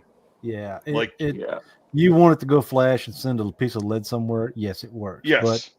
But we had a guy in Keysville who had a gun store. It's called Dixie Outfitters or Dixie Outdoors, and that store shut down because the owner, I think, passed away, and the people who took it over was like, yeah, we don't want to do it no more. So I don't know of anywhere near me that sells black powder anymore. I have to go all the way to like Northern Virginia, like 2.5 hours away. Yeah, I buy it online, 50 pounds at a time. I get it from Buffalo Arms. Like a couple times a year, they'll get Schutzen, the Swiss black powder. Schutzen's garbage. What? Garbage. Schutzen is so the 3 commercially available powders now. You've got Schutzen, then there's GoX, then there's Swiss. Schutzen is dead last. Schutzen is It's Wano, so it's made in Germany. It is very poor powder. I would take Goex over Schutzen any day, Oh, and then shit. Really? yeah, Swiss remains far and away the best commercial powder. Who you need to get on here one of these days is Jake from Everything Black Powder. You tell him about this, Well- and I'll send him a fucking link. So, question for you, Brett. I have a Thompson Center 54 caliber percussion cap muzzleloader. Yeah. It's actually right there in the shadows. Like He's Batman? not touching it. YouTube, he's not touching it. Like Batman? It's in the Not shadows. touching it. It's on the wall. It's in the shadows.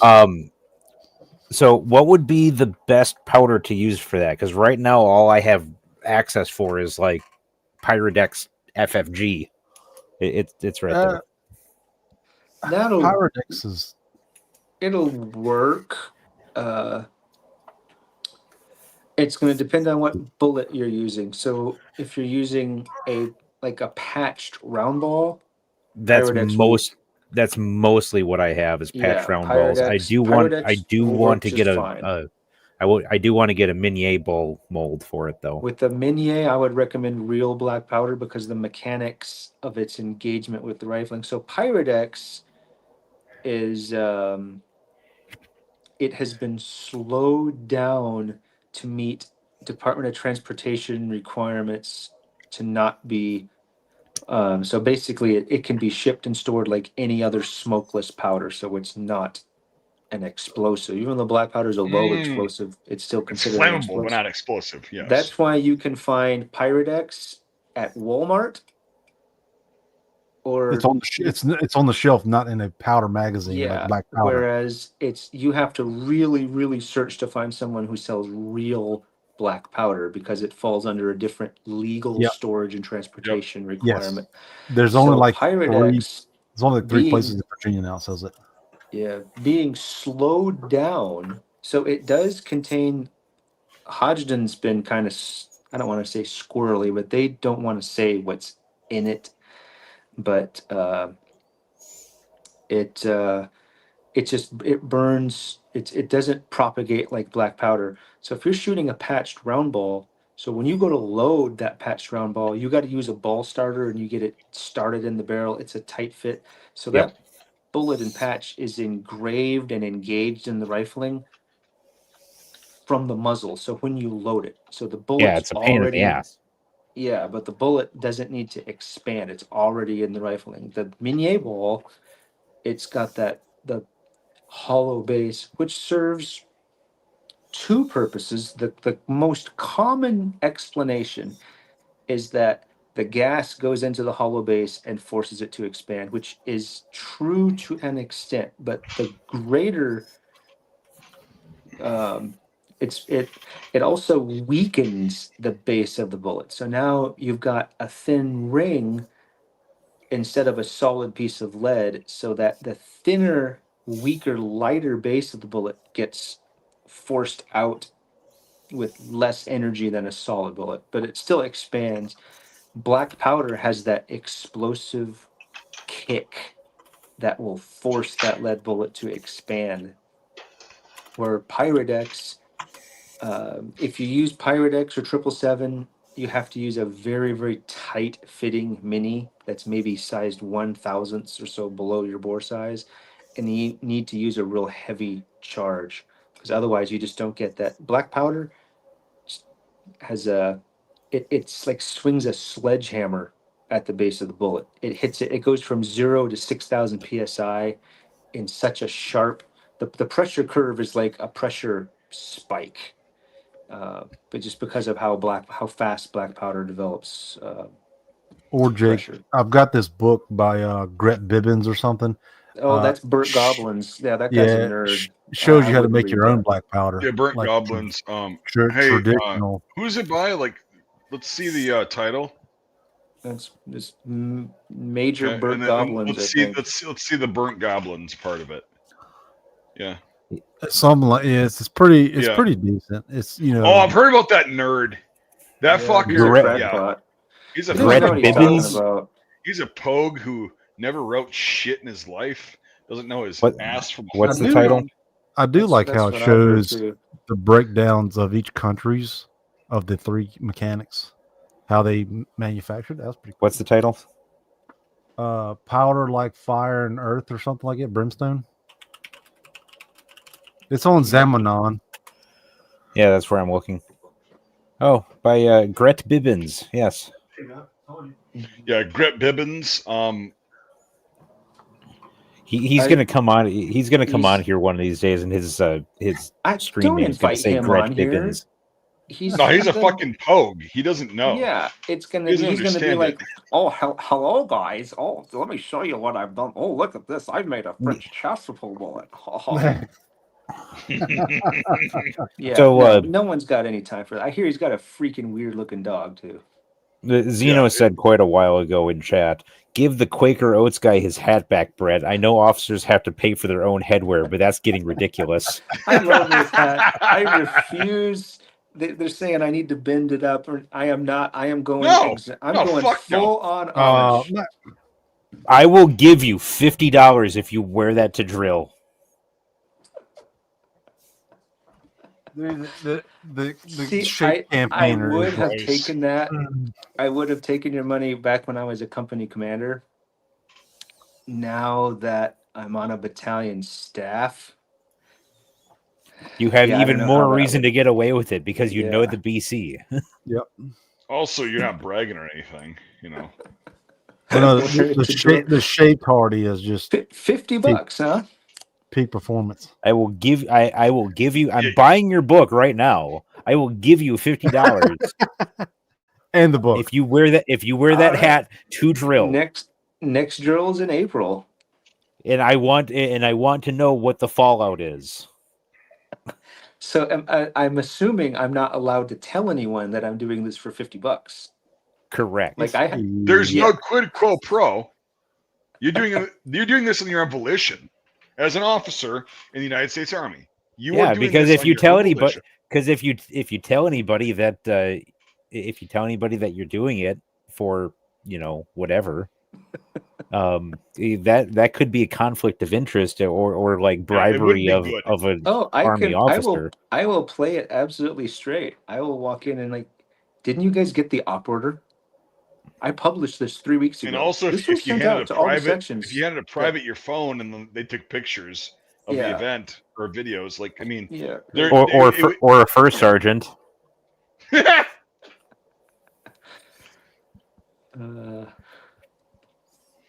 that would be amazing Yeah. to walk in. And go, I'm gonna walk in the reserve center with a.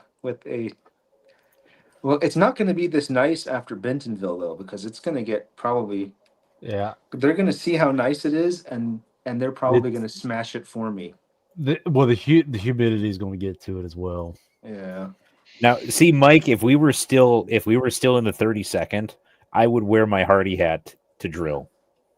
dude, me too. I'd be like, I don't give a fuck. Like it's like I gave zero fucks after we got back. Right? I was like, I'm doing the bare fucking minimum, and let's do it. And yeah, I would have shown up like because we never wore berets. No. We wore PCs, but like I'd be like, oh, like to a fucking dining out. I'm gonna wear the fucking Hardy hat, not the beret. like if I would have fuck gone to yourself. one more Christmas party, company Christmas party, I would have Yep. worn the fucking Hardy hat, Yep. and everybody would have been like, "What the fuck are you doing?" Embracing the fucking literal lineage of our unit. Like that's it.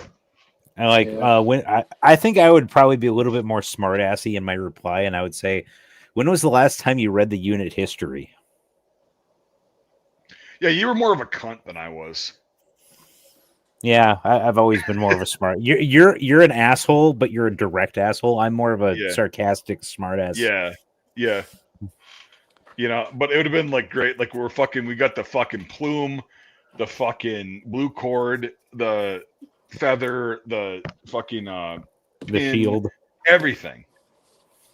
And it's like, yeah, this is our fucking unit, boys. Embrace it. And then one of the like lower NCOs, maybe enlisted, that would have been like kind of taking power when we got out and shit would have been like, well, maybe that's a good idea. Like we should probably reinstate that. Who knows? I mean, I wish they would do that because like I told Bruce that I'm like, I think the Wisconsin, like the 32nd, should wear this fucking hat out on dress occasions, you know, Yeah. or with their combat uniform, but like in a dress setting. If Yeah. if Cav get to wear that stupid Stetson, then There should you be go. able to- yeah. There you go. It's like we should be able to, as the Wisconsin, like derivatives of the 2nd and 7th and 6th Wisconsin infantry regiments, wear the beret. Like that's bullshit. Like fuck that. We're wearing our fucking hardy hats. You know, goddamn. There I'm you gonna go. fucking get it. I'll write a memo. I don't want I'll to switch write my you a memo. headset. I don't want I to don't switch my I don't headset. either. So God damn it. But I kind of do, but I kind of don't. But I, you know, we should see if we can get a hold of Sergeant Major Rosemore, and be like, hey, Sergeant Major, get a hold of whoever is the current 32nd Brigade Sergeant Major, and be well, like, hey, 128. He wasn't I know the he was whole 128th, but Yeah. imagine if they did that for the entire 32nd. Every Oh, dude. every MOS Q11 series can wear the Hardy hat with their dress uniform Or a combat uniform in a ceremonial setting. in a garrison setting. Yeah. Like it's like let's wear that motherfucker because you know let's do. I mean, seriously, like If like, that like- would have been the rule when we were in, I would have worn that fucker to Iraq. The oh second yeah, deployment, absolutely. I would have worn Absolutely. that fucker to Iraq. Yeah, like Brett said, like it's like, did the Cav gets to wear the Stetson? Why the fuck don't we get to wear the fucking Hardy hat? You know? And the guys in Indiana and all that shit. The Iron Brigade, all the people who were in the Iron Brigade who wore the fucking black hats. Yep. They're fucking allowed to wear it. End of fucking story. Michigan. Yeah, exactly. It's like, okay, we should have done that. I think. Yep, I would make the rule if And I here's was the the thing, start You can if I wear was it. the You can wear it as. Go ahead. if I was the sergeant major of the 32nd Brigade, the command sergeant major of the 32nd Brigade, that would be my first order. Be like, you can wear the Hardy hat. The Hardy hat goes with the dress uniform. Period. Yeah. But you And can also wear it like in a Brett's wearing garrison. it right now. You can just wear Yeah. the plain Hardy hat Yep. with nothing on it.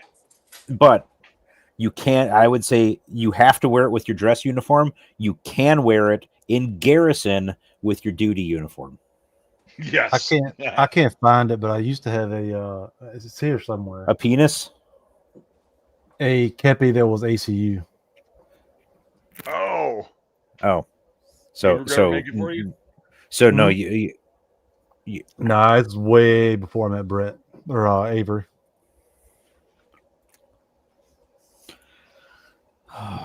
It used to be on my mantle, but my girlfriend cleared that off for Christmas. So that I don't. Who knows where it's at? Yeah, that I mean, I think the 32nd at least. Yep. Every 11 series, every MOS Yep. qualified 11 series should be able to wear it Yep. in the 32nd. Yep. And if you deploy with the 11 series, go ahead. Yeah. Got it. You know? But like yeah, and just again, like I said, like Brett's wearing it right now, you can see it on the camera. You should be allowed to wear it any way you fucking want. Because the beautiful part about the 32nd, or like the 2nd Wisconsin, the 6th Wisconsin, the 7th Wisconsin, is that there was no uniformity whatsoever. No. Ever. There's never been. There never will be. Right? And it's like, if you want to wear it like that, fucking do it. If you want to fucking have one side flipped up with a pin on it, go for it. If you want to have the blue cord on there, or a red cord, or a yellow cord, whatever the fuck you want, go for it. But it needs to be as ununiformed as possible. On purpose. On purpose, yeah, absolutely. And that's If you want to just have the bugle on it, fine. If you want to have the company and company on it, fine. If you want to have the company and regiment on it, fine. If you want to just have the nothing, just wear the hat like he's wearing it, fine. Who gives a fuck? You know, like it's, dude. I really think they should bring that fucking hat back as like a dress hat for the fucking army. I don't know what it is about the Hardy hat, but when I first saw pictures of the second and sixth and seventh Wisconsin wearing the Hardy hat, and I read the story about it, I'm like, that is a really nice hat. Oh yeah, it was Like, 1858. It's like the dress hat for the U.S. Army at that point. Yeah, but it's a really like the style that we have where the side is folded up, with the full dress. Yeah. It's a really nice looking hat. Right. Like it's goofy as fuck, but by God, is it stylish? Yeah. And you throw the fucking blue cord on there, man, and it's just like we're done. The blue cord just makes everything better. Well, it does. I mean, you could have the most beautiful filet mignon cooked medium rare and seared beautifully. You add a blue cord to it, and it goes from a 10 out of 10 to like a 15 out of 10. No, it's fucking a blue cord makes a shitbag a high speed motherfucker. Yes. It's got a lot of power to it, but like I get it. I'm not gonna react to your fucking little backhanded insult. I was talking about myself. What the fuck are you talking about? I'm the one who failed PT test. We're just like fucking burying ourselves in the guilt. We're proud to be infantry, but we're just fucking miserable inside. It sucked. It sucked. Oh God, Rick. Oh God. No, but like it hurts, yeah, Rick. Oh my God, I do like Rick, the blue hurts. cord, dude. I do like the blue cord. It's fucking. We both earned it. I fucking love it. Like doing historical shit. Like it's fucking awesome to be able to wear it, and I like don't feel guilty at all. So I'm like, I mean, people that aren't, they weren't infantry, like they shouldn't feel guilty either about like doing a reenactment and all that shit, doing an impression, wearing it. But like, I'm like, no, I actually earned this motherfucker. So it's a pretty cool feeling. I actually gave mine to Zeno. Cool. Yeah, he earned his too, man. Holy shit. He was a 19 kilo. I know, but he earned his. Yeah. He's did he tell you about his event of getting left behind? Yes. Yeah, that's why I gave it to him was for that. No, he earned it. Right. Dude, and there's a lot of people that I know who actually were they're what? I'm done at work, so I am gonna head home. You mean you're just gonna walk through the door behind you into the other part of the house? See you gentlemen later. All right, see you. See you, Brett. But yeah, it's there's people that I know who have they're not technically infantry, right? MOSQ or whatever, but they're good to go. They've got I know a couple of them who actually got honorary CIBs and shit like that because it's like if they did the fucking job. The work. Yep, they did the work. But I can't imagine what he went through. He gets off his tank to act as a medic for the 10th Mountain guys. Yeah. The next thing you know, his tank is gone, and he's the only one wearing tanker coveralls and a CBC. Right. And he's got no weapon. He's got a medic bag, and he's wearing tanker overalls, a CVC, and no weapon. And he's like, "Where the fuck is my tank?" You don't need it. It's more like guidelines. But no, that was Iraq 2006, summer of 2006. That's fucking nuts. I'm glad I wasn't there then. Yeah, and I was only a few hundred miles away from him then. Yep. Yeah, it's a fucking insane kind of like time period. But I mean, but no, the 10th Mountain guys said the 10th Mountain guys handed him a rifle off of one of the casualties and said, "Here you go. We'll take care of you." Well, I'll tell you some stuff off of stream that kind of whatever. But like yeah, it's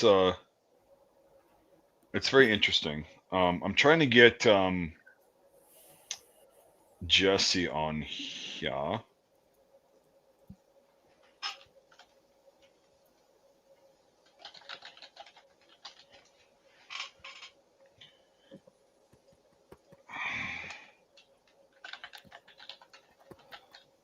All this fucking snow we got today is going to be gone tomorrow afternoon. Good.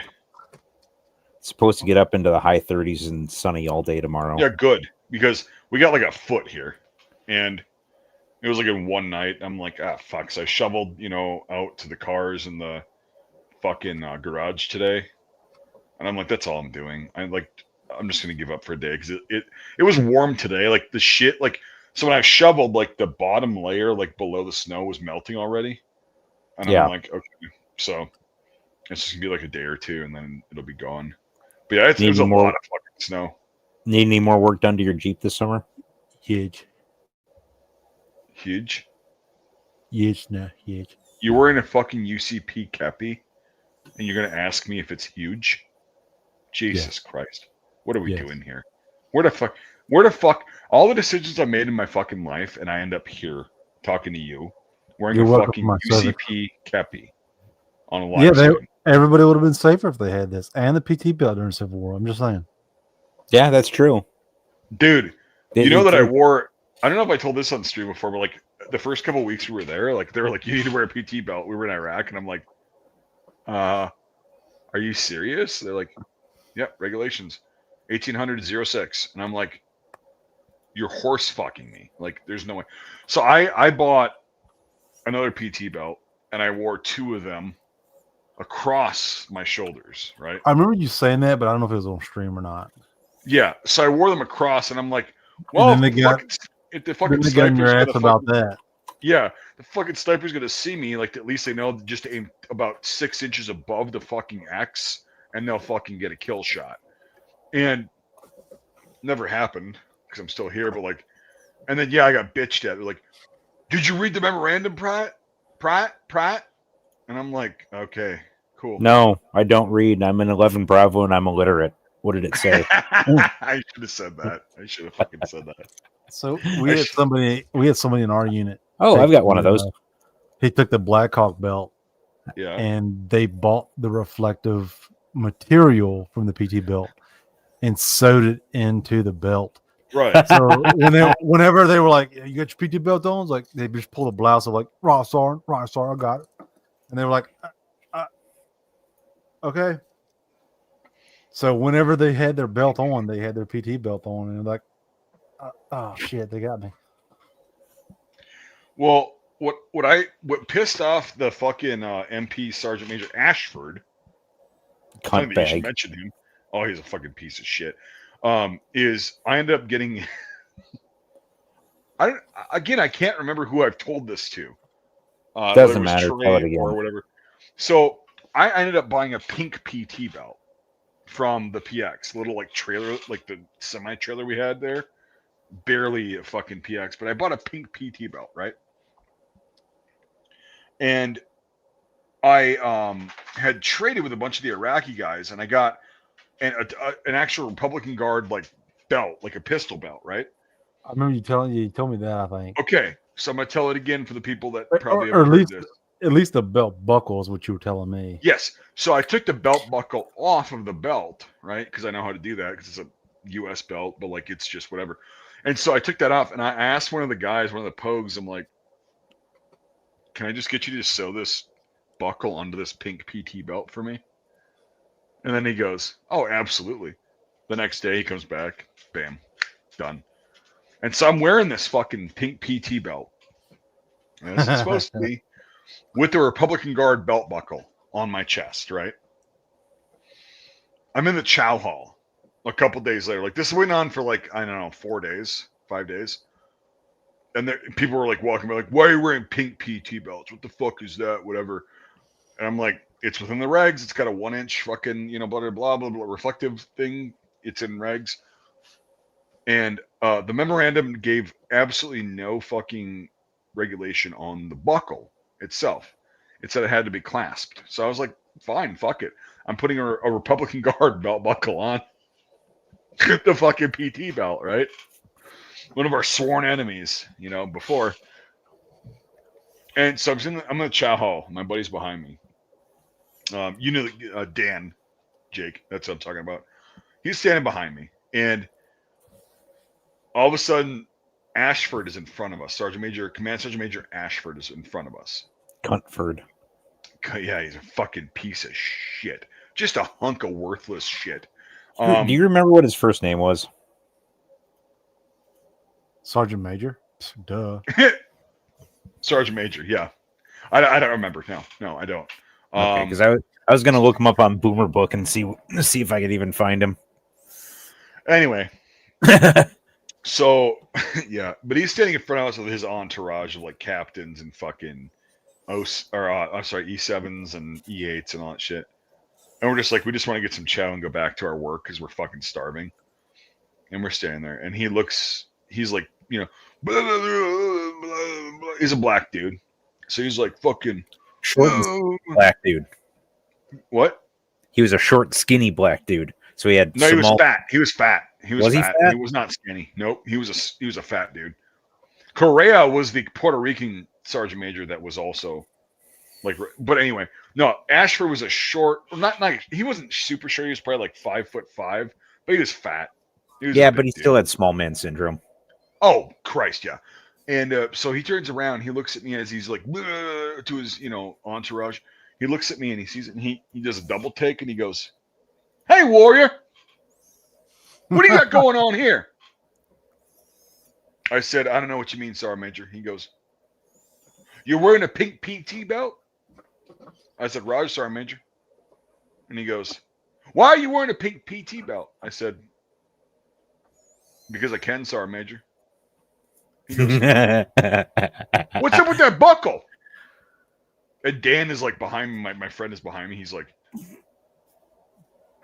"Oh shit, this is gonna pop off," And I'm like, he goes, "Why do you have that buckle on there, Private?" And I was like, "Because I can, Sergeant Major." I said, "I'm doing nothing wrong right now. I'm well within the regs. I've got a 1 inch." I was just like rattling this shit off, Yeah. Because I knew the regs and everything. And he goes, "But why do you have that buckle on there? That's an Iraqi belt buckle." I said, "Roger, Sergeant Major." And he goes, "Why do you have that on there?" I said, "Because the memorandum does not dictate what kind of buckle has to be securing your PT belt to your person." And he gets all pissed off. You should have pulled out the memorandum. No, I didn't have to. I recited it to him, right? And he goes, "That ain't okay, Pride. That ain't okay, warrior. All right, I'll be seeing you later." And I said, "Roger, I don't give a fuck." It was like 6 months in, so I was like, "I don't give a fuck." So we went and got food and whatever, did that. The next day, so this is the same time that like I don't know, 60 pounds of det cord had gone missing from a local shop, like a motor pool, and a bunch of other shit had gone missing, like explosives and shit. Ooh. And so we sit there, and instead of going after that, what they decided to do was post a new memorandum explaining explicitly what color the PT belts had to be, and they had to be the standard buckles that came with the PT belts.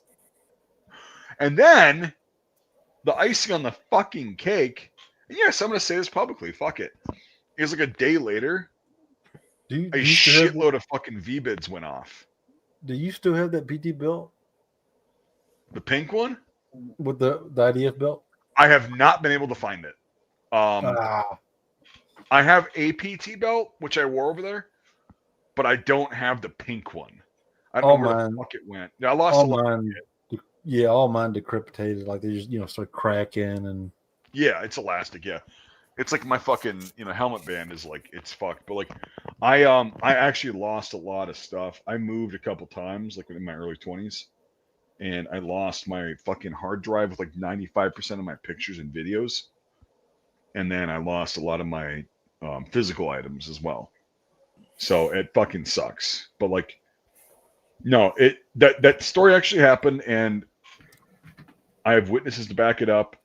And I was wearing a pink PT belt with a fucking Republican Guard belt buckle on it. Even the Iraqi soldiers that were working with us there were like, "Oh, why are you doing this?" I didn't lose mine. Here's my deployment pictures. You're fucking lucky, dude. This hard drive's dead. You can get it The back. disc will spin up, but it won't read. You can get it back. Don't fuck with it. Don't fuck. I know. With it. I know. But I'm talking. I've been talking to Rob. He's been walking me through, what I need to do. So yeah, it's mine is physically gone, which sucks. yeah, like I said, this thing will spin up, but that's all it'll do. But I mean, I got enough pictures. Like, I mean, I have receipts as well, like literal receipts, physical receipts. So it's like if people go stolen valor, it's like okay, well, no, not really. But it's an experience. Like it was a hell of an experience, and it was also cool to like learn how to talk to people and like not be like terrified of them, right? And just be like, you don't actually have power over me. Go fuck yourself. And here's the thing: is I know more than you. Go fuck yourself. Yeah, that's where I'm getting with my employer. Once I hit 100% disability from the VA, they're not going to have any power over me, and I'm basically going to tell them to get fucked at some point. Right. I might be polite about it just because I might want to be able to use them as, a positive reference, but I'm just very quickly losing my patience with not only my employer but my entire fucking career. Well, that's the thing is like once you get 100, all your family's needs are met.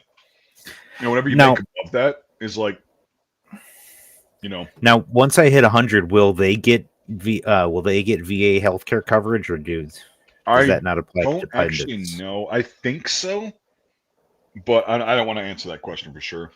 Yeah, because if they got VA healthcare benefits from me being 100%, then I wouldn't have to worry about it.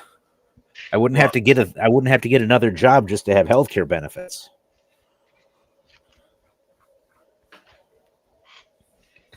I think I don't know. I haven't researched it, so I won't answer. Yeah, I'll have to talk to my CVSO. Yep.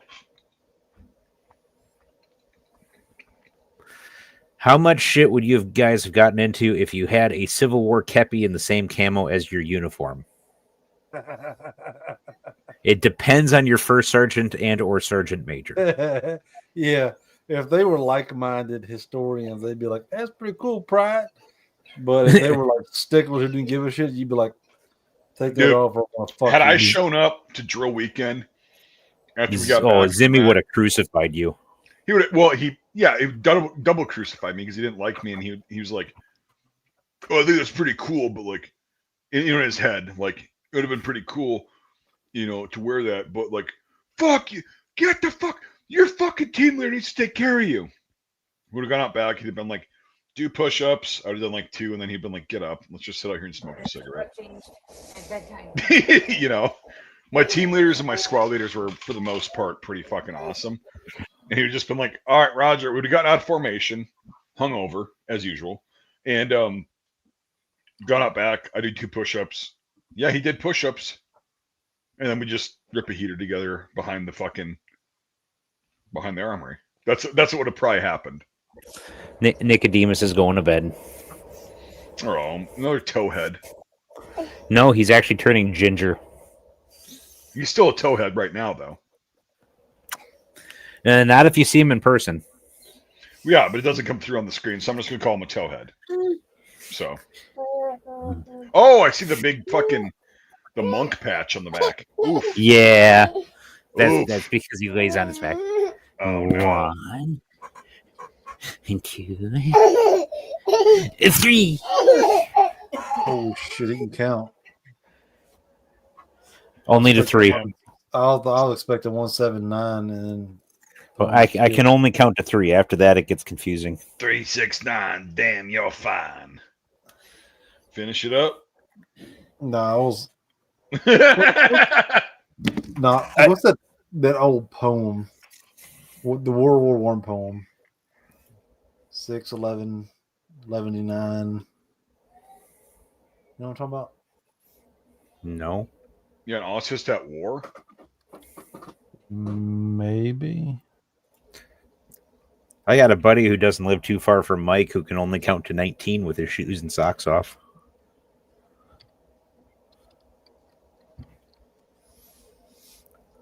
Oh, it's called Boots.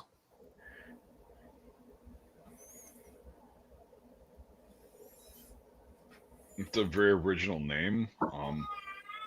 It's a World War One poem.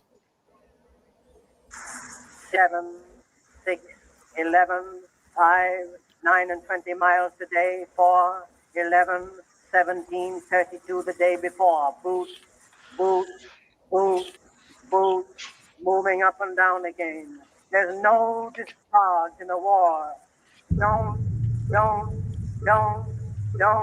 look at what's in front of you. Boot, boot, boot, boot, moving up and down again. Men go mad with watching them. There's no discharge in the war. If your eyes drop, they will get the top of you. Boot, boot, boot, boot, moving up and down again. There's no discharge in the war. Try to think of something different. Oh, tired, speak of going lunatic. Oh, moving up and down again. There's no discharge in the war. 7, 6, 11, 5, 4, 17, 32 the day before. Yeah, apparently it's a I don't know if it's anti-war, but it's a World War One poem, and that's the original audio, I think, from the author of it or somebody from that period. Yeah, it's an original. You can tell it's fairly old, the recording. Yeah. Yeah. I mean, here's the thing is like, we have to understand as humans, like living in 2025, right? The year that we say it is, whenever the fuck we are living, right? That we are not living and experiencing unique new experiences. Technology, yes, okay, that's one thing. It can enhance the experience because you and I are, all of us are talking right now. That's a cool thing, right? But like, as far as like the emotional shit goes, with a conflict or just trauma in general or just things that happen in life, people react relatively the same way throughout history. And even the events repeat. They don't repeat; they rhyme. They certainly rhyme. Yep. But the events rhyme because of people who. Oh god, this is getting kind of fucking deep. Like, I think my personal opinion is that things happen every like 80 years or so. There's a cycle of something big that happens, right? Yeah. Yep. The fourth turning. There you go. And we're in that phase right now. So. Yep. So this, I haven't seen the movie, so I can't give an opinion on it. But this one scene I've seen over and over again, and it really, to what you were just saying, I think really epitomizes what you were just talking about. Here. What do you see? I don't know. Bunch of pottery. Look at that one.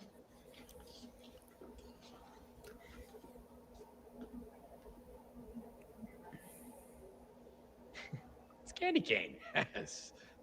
There's nothing new in human experience, Mr. Tully. Each generation thinks it invented debauchery or suffering or rebellion, but man's every impulse and appetite, from the disgusting to the sublime, is on display right here, all around you. So, before you dismiss something as boring or irrelevant, remember, if you truly want to understand the present or yourself, you must begin in the past. You see, history is not simply the study of the past, it is an explanation of the present. I agree. See, when you say it that way and throw in some pornography, it's a lot easier to understand. You should try doing more of that in class and less yelling. Now, most of the kids dislike you, pretty much hate you.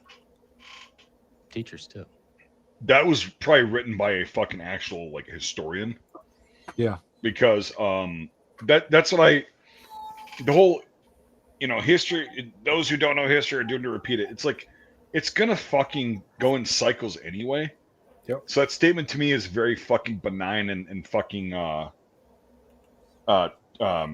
juvenile, if there's a lack of a better word. Now, that, saying that you can just understand yourself and the present and the future by understanding the past, that makes a lot more sense to me, in my mind, right? So, I mean, I've seen patterns of people, not just military history, man. Like, it's just like, I'm not just a military historian. Like, I enjoy just the banal freaking, like, okay, what was this peasant in the 14th century in fucking France doing to survive, right? I enjoy that shit. And go, oh, well, that's literally what I'm doing now. I just didn't have, they just didn't have the technology that I have now. Yeah. And, whatever, and our society's changed a little bit, not that much, but like, that's it. Like, it's still, like, this year I'm getting a scythe. Did I tell you this? Oh, like one of the big blade things for cutting grass? Oh, yeah. Oh, yeah. I'm getting a scythe. I'm going to have it sized to me and my measurements and everything. And that's how I'm going to chop down the old wildflowers and shit and the garden and stuff like that, and possibly do my lawn. I'm going to do it with a scythe. I've used one. They're actually very effective. Yes. Fuck yeah. And it's like, it's going to be like any other like skill you learn. There's going to be road bumps, but I'm going to just fucking go for it. And there's a lot of videos. That's why I love technologies, because I can look up a video of some dude in fucking New England or France or Hungary or fucking Russia or China, like, who uses a scythe, and they go, this is how you use it, and blah, blah, blah. Here's how you sharpen it, and all that shit. That's really cool. I think we need to learn how, like, now. Go ahead. I'm sure y'all seen this. Really quick though, I'm gonna finish my thought out. Is like, yeah. I want to be able to have modern technology mixed in with old technology that works on my terms. Yes, I want modern technology on my terms. Mm-hmm. Yeah. Oh yeah, I've seen that. Yep, I've seen this too. There's no fucking chance that the weed whip is gonna. Yeah. He's just going to town. Dude, it's a highly effective tool. It's a workout, but yeah, it's. Well, dude, I need a fucking workout, Yeah. The one that I used was rusty as shit, and the handle was loose as shit, but it worked. Even being worn out, like the wood of the handle was all dry rotted. Yeah, it's not even a competition. I mean, the only thing that I think the weed eater has over the scythe is like cutting around fence posts and stuff, which is mainly what it's used for now anyway. No, you can actually, I've seen videos of guys using scythes very precise, and they're like, they'll like cut around these things, and it doesn't take that much longer than you would with a weed whip. I'm not that good. I didn't even fucking know how to use this. I also learned that I have to get one for my height and my my arm length and all that shit, or else it's not going to work great and it's going to fuck my body over. Now, the one that I'm going to get is like, it's like $350 or some shit, and it will actually just, my body weight will work with it, like that guy in that video. And it's like, boom. I'm not going to be racing. That guy wasn't even racing, to be honest. Nah. That guy was just doing it. And yeah, I don't think he does that like professionally, or you can see a few times he got snagged up. So he wasn't even that like Yeah. versed. Here's the thing: is he did more work in a less time and used just physical labor and a tool. He also probably at the end it started probably getting dull because they said like every so many feet or whatever you have to you have to carry the stone on you and like fucking you know own it. Or a Which file. is fine. Like that's okay with me. Like I literally like if I had something where I could cut my grass in my field with no fucking gasoline or anything like that, we're fucking good to go, man. So I thought about this as we were just talking about it, but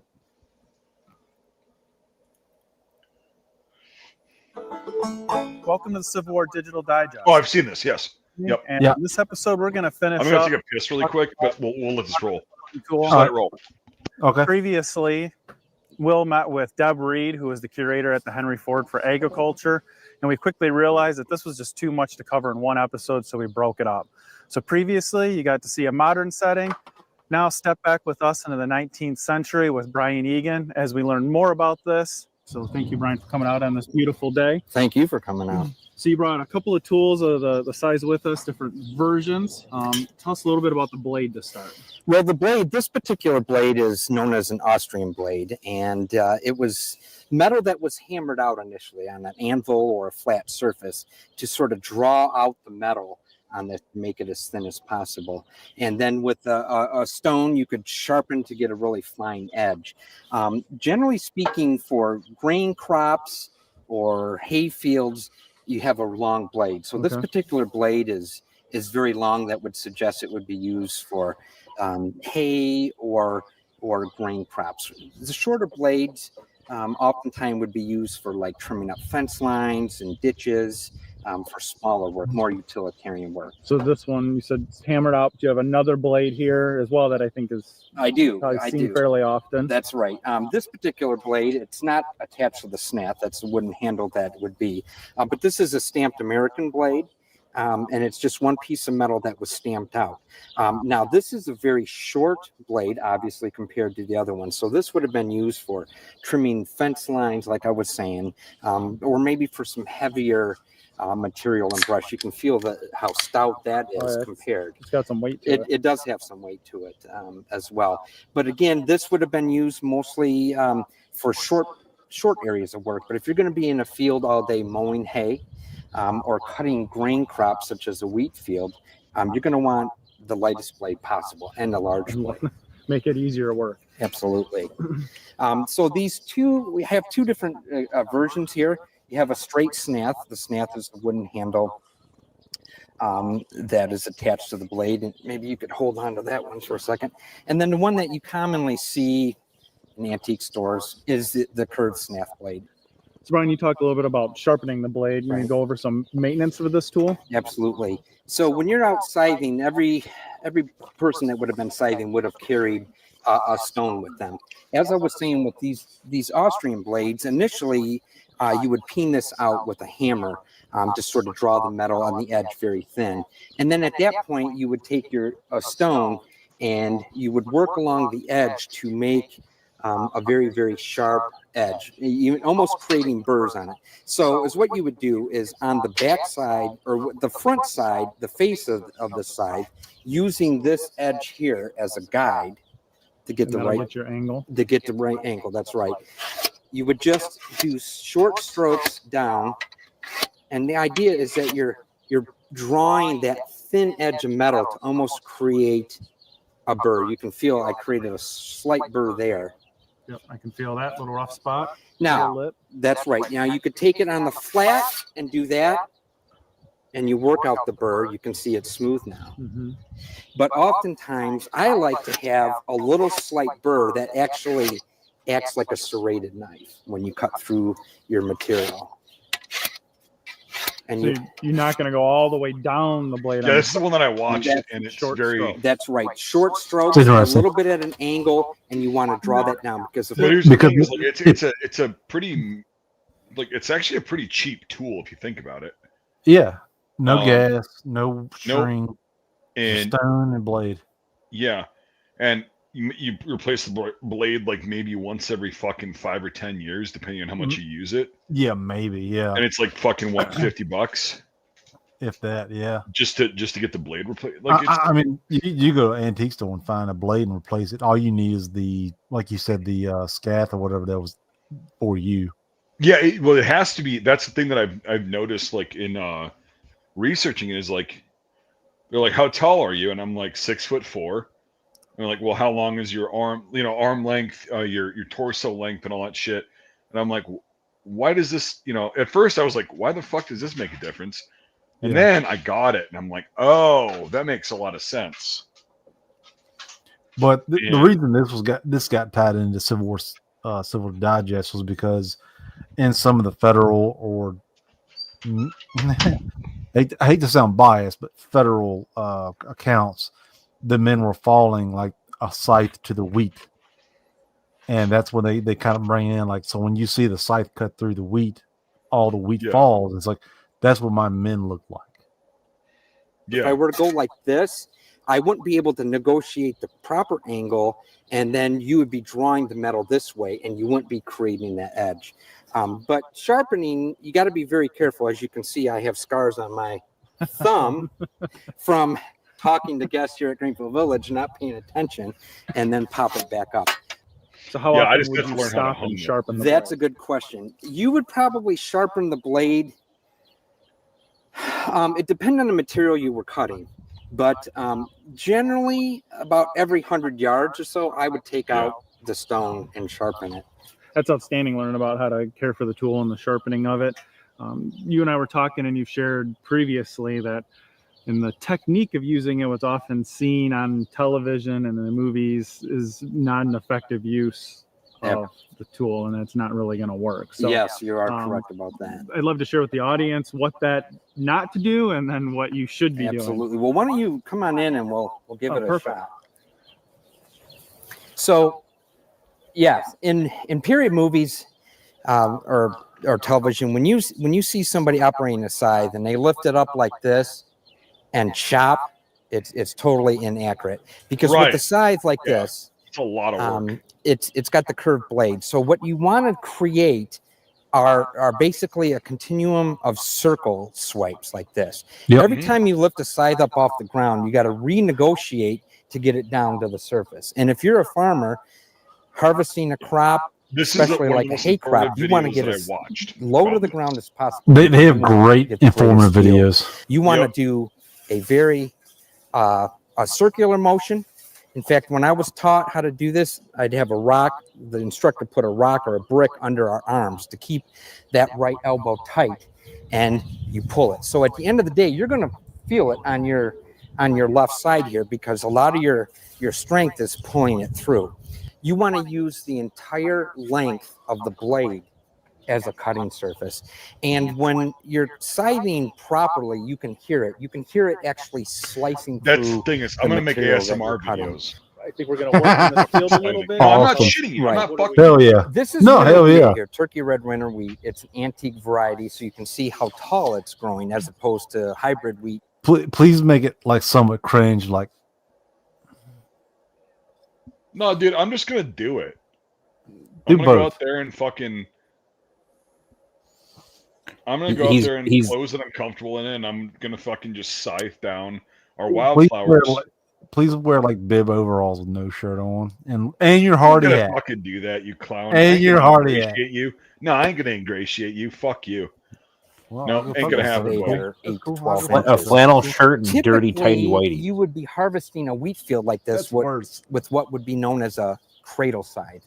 It's very similar to this, but you would see basically wooden tines that extend as far. My dad has a few of those. They're for laying over bundles. It's antique. I mean, they're not that what rare. What do you mean laying over bundles? Like, so like wheat or corn, you would so this is the scythe.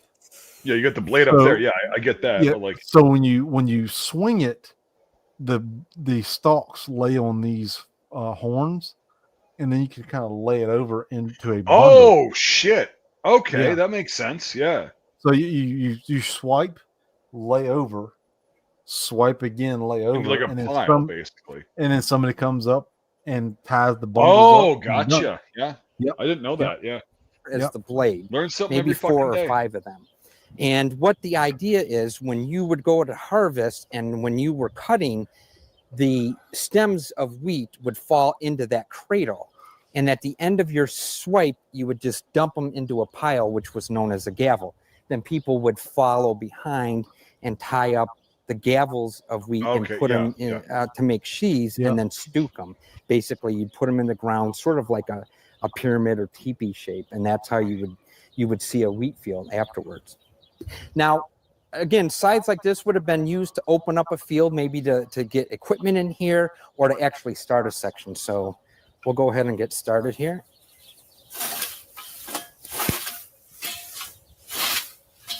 And it's what you want to do is take little steps as you move forward. Not too big. You don't want to be too aggressive. And again, you want to keep that would kill my blade spine. Nice and flat. You'd be in full fire. You can see here how the wheat's just kind of haphazardly. No, I've got falling. arthritis. If I had a cradle side, it would be dumping in perfect gavels. Well, yeah, but the along best the thing way. with arthritis is So to fucking move. children, other family members, unskilled scythemen, they go behind and gather all these gavels and tie them up. So why don't I do a couple more passes here? And again, you see how I'm keeping the blade flat on the ground? Nice and close. Now, you've read accounts about officers talking about their men being mowed down like grass before the scythe. And you can see here just how effective a scythe mowing can be. And you put that in the context of an officer's men being mowed down like grass before the scythe. You can see the devastation that they're talking about. You want to give it a shot? Absolutely. I've been waiting for that. You want to get through. He's going too aggressive. Keep it low to the ground. Yeah. Good, good. Now, let me just pause you there. If you're leaving a little bit, don't walk forward when you just cut it and there you go. Try to be a little less aggressive with it. Yep. I can hear it. I can hear the difference. Yep. All right. What do you think? See, then I would be following behind, heads out. So cross them about that much in each hand. And then grab with your finger like that. And with your other hand, lift that one up and bring it down. And this is a tricky part. You want to put that to that side and this one to this side. And basically you're creating a one long. Pretty good. Pretty good. We'll see the test now. I don't know if it'll hold. Together. Now we were taking our time. So yeah, super autism niche. Yeah, it's a very, but it's also a really cool thing. Like I think a lot of people, like if they can and they have the ability to it, fucking learn it and get a side that fits your body, you know. So anyway, guys, I gotta go to bed. I'm fucking tired, and I got a stupid long day tomorrow. All right, buddy. All right, dude. Take it easy, bud. Yep. Have a good night. You too. Yeah. I'm talking to this dude who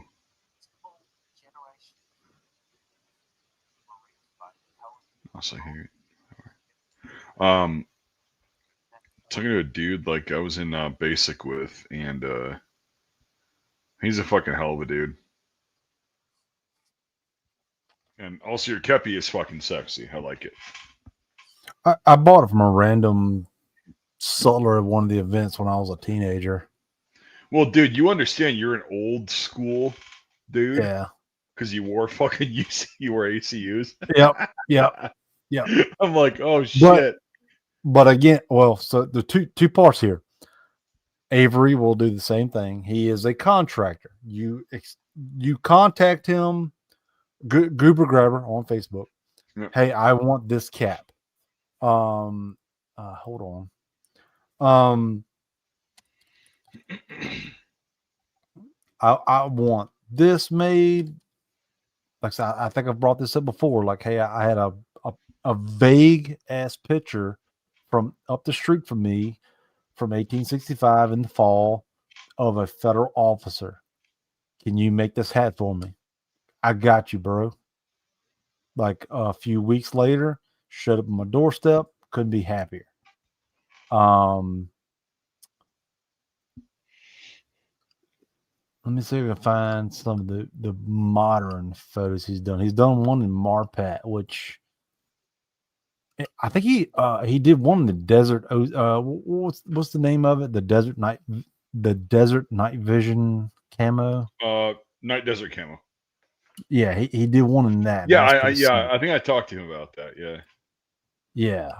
So let me see if I can find it because he does like a hat every day, so it's going to be a while. But the second part of what I was going to say, apparently he is not a big fan of Hardy hats, making them. So put your orders in. Make Glad it like I fucking got mine. Glad I got yeah, mine. make it like he's not gonna be like, I don't want to do it. Contact somebody else. He just it's like he's not a fan of them. He's like, it's more work or something. This is going off of my memory, what he told me. So I was like, I understand, I get it. But he's like, yeah, I'd rather make a kepi or a beehive hat or something.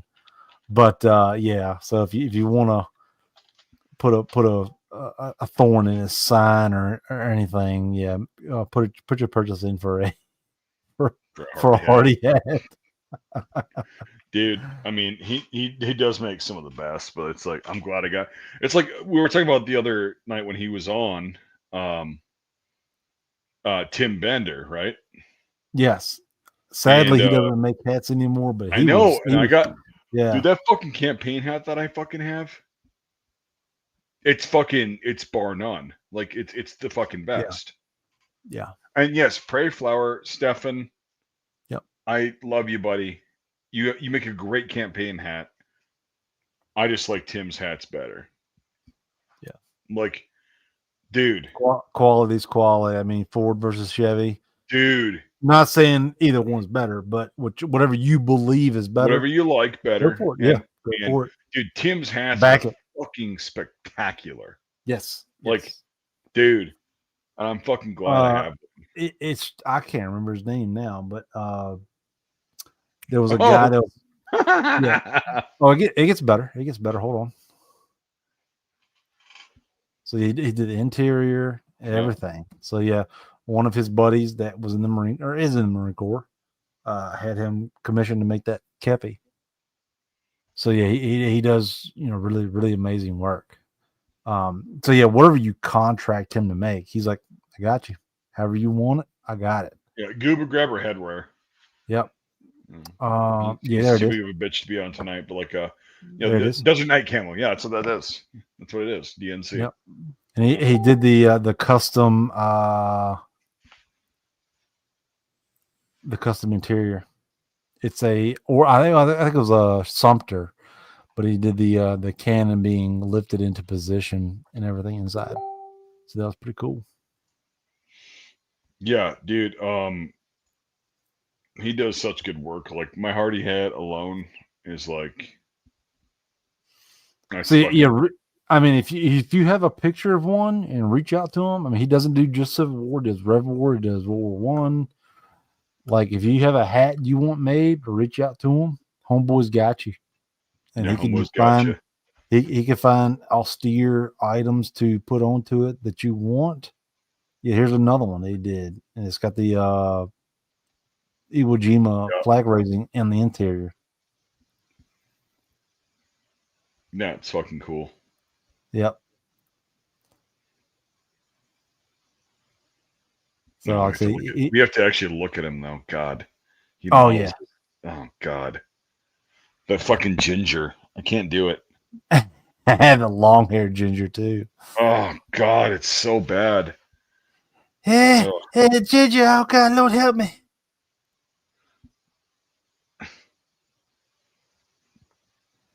Oh also, shit, Mike A is on. What up, guys? Hey, dude, What up? random. Yo, what up, cracker? Shit, dead ass, real talk, nigga. Shit, man, you know how I be doing. God damn, Trey. Hey, you know, hey, I be getting mine and shit, dead ass. Hey, why don't you get one of these motherfucker Google grabber crats, cut? Like this motherfucker right here and shit, like dead ass shit, cut. Feel like I'm back in LA. And then them they got them motherfucking like the motherfucker the big gun caps, you know, the artillery and shit, cut. That's dope. Trey, that was one of the best fucking impressions I've heard in a while. Man, why you be disspecking me and shit, dog? Like you know how I be doing me and fuck shit. you said disspecking, yeah. Shit, I like little like dead like hey yo like dead ass. I be doing me and shit. Shit. Hey, let me ask you a question. Hey, why you be asking me something, dog? Like you Hey, know, shit, you all be shit. you all Oh, you, fuck, you, did I just you, fuck this up?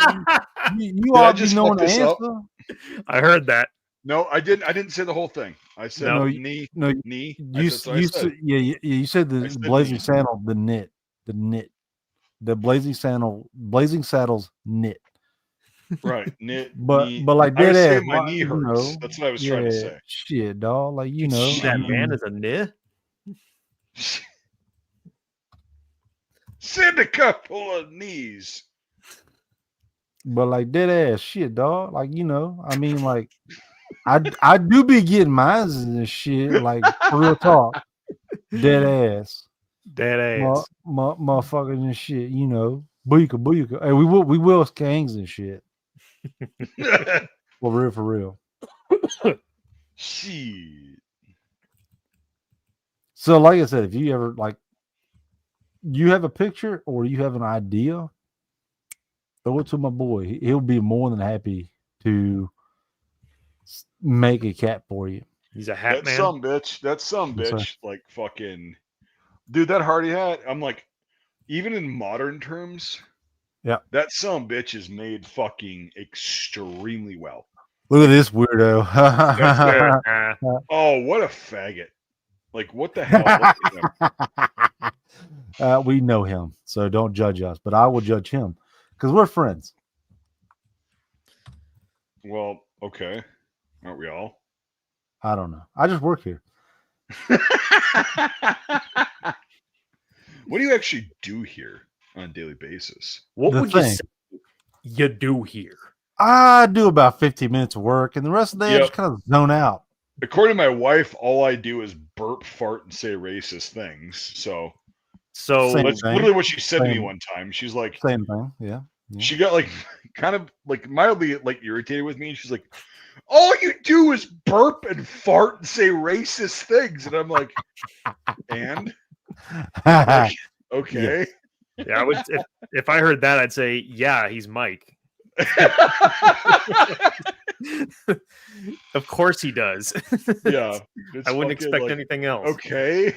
Now, if we could only get the other amazing beard man to come on, but you know, Which amazing too, beard man? He's too busy with the Nathaniel. bleachers. Oh, Nate. Yeah, He's too busy with the bleachers right now. Nathaniel. Yeah, Nathaniel has always got a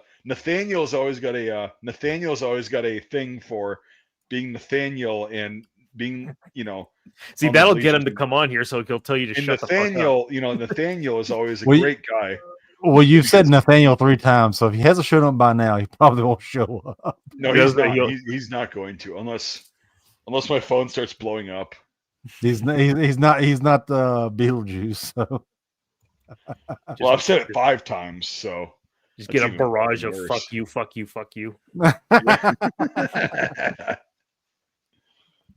Let's see. Is the phone blowing up? No, Nate's probably asleep. Nate the Great. Nah, it's only 8:30. Yeah, well, he's got a family and he fucking. What's still 8:30? Also, his house is like got a lot of problems, and he's like trying to repair shit, and like call his landlord in the morning when they decide to show up. But anyway, that's not that's a personal thing, but like, no, he's been dealing with that shit for as long as he's lived there. Yeah, you know, well, I know his like walls are all fucked up or something. Yeah, that's the thing is like he's like, your landlord should literally take care of this. But anyway, enough of his personal life. It's spreading that online. It's not a big deal. Like it's true though. Like it's fucked up. Like he's getting fist fucked. But what's up, Mike? You were on Paul's shit yesterday. Yeah, that was fun. Yeah, right now I'm just doing some Photoshop mock-ups for that YouTube channel for doing Call of Duty 3 right now. I'm not working on that script, but they wanted some Photoshop mock-ups of how the guys in the game should actually look, so I'm working on that right now. Nice. The uniforms in the game are fucked. But yeah, and I'm actually making some moolah doing it, so it's cool. But good. Yeah, I know, right? I'm not doing shit for free anymore. Thank you. Yeah. Fucking finally. I know, right? I like to do this stuff, but yeah. But I watched that stream yesterday, like for a long time, and then I was like, oh, the fucking weaponized autism. I can't do it anymore. I have to take a break, dude. Like, I'm like, there's so much shit that you guys are covering, and you're just sitting there going, well, this is WN65, this is 67, this is, whatever. And then like, this is exactly what the fuck, I'm like, I'm saturated. I know. That's why you call me, that's why you say I'm autistic, because I get I call you hair autismo. Yeah. There you go. Could you please put my mustache in there somewhere? That'd be amazing. Say what? Put my mustache in that video somewhere, or the video when you alter it. Oh yeah. No, how I moved your mustache to your son. That was fucking awesome.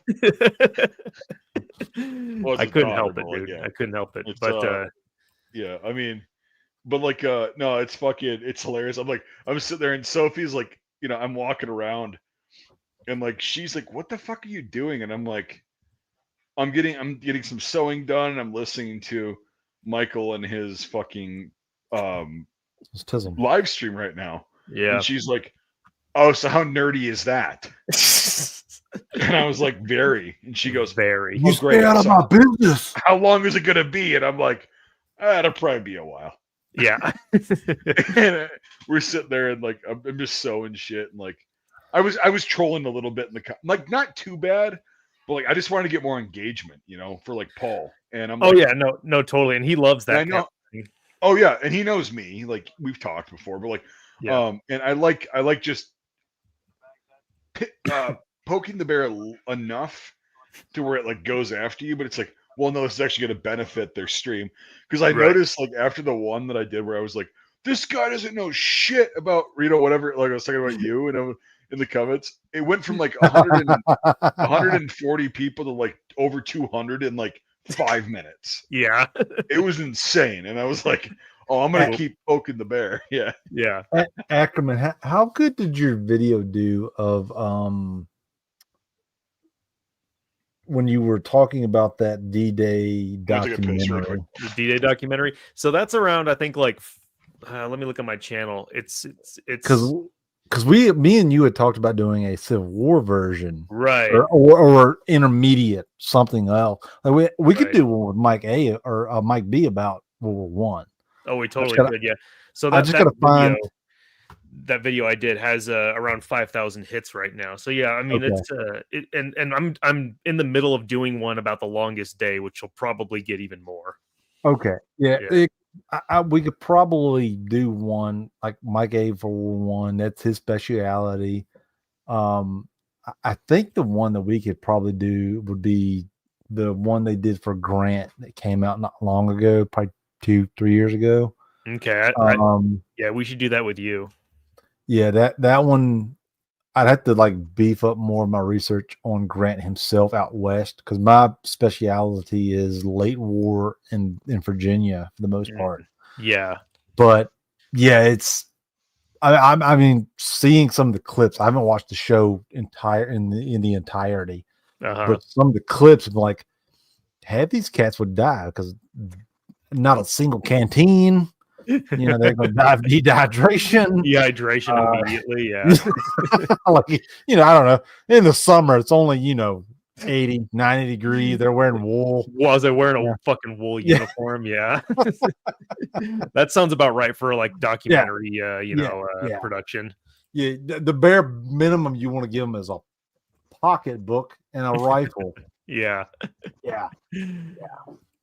Oh man. That, And I'm that sure was like one of my, like, there's a crap ton of problems with that Matthew McConaughey film. what the hell was Jones? That called? Yeah, Free State of Jones. I never saw that. Not a single fucking person has a canteen. Really? And the formations they're using is completely fabricated. I wouldn't even say it's even Roman Greco type shit. Like, it's just, let's put as much men spread out, like 2 arm lengths away from each other in formation and charge batter. I mean, there are some good stuff in there, like what is it? Case shot.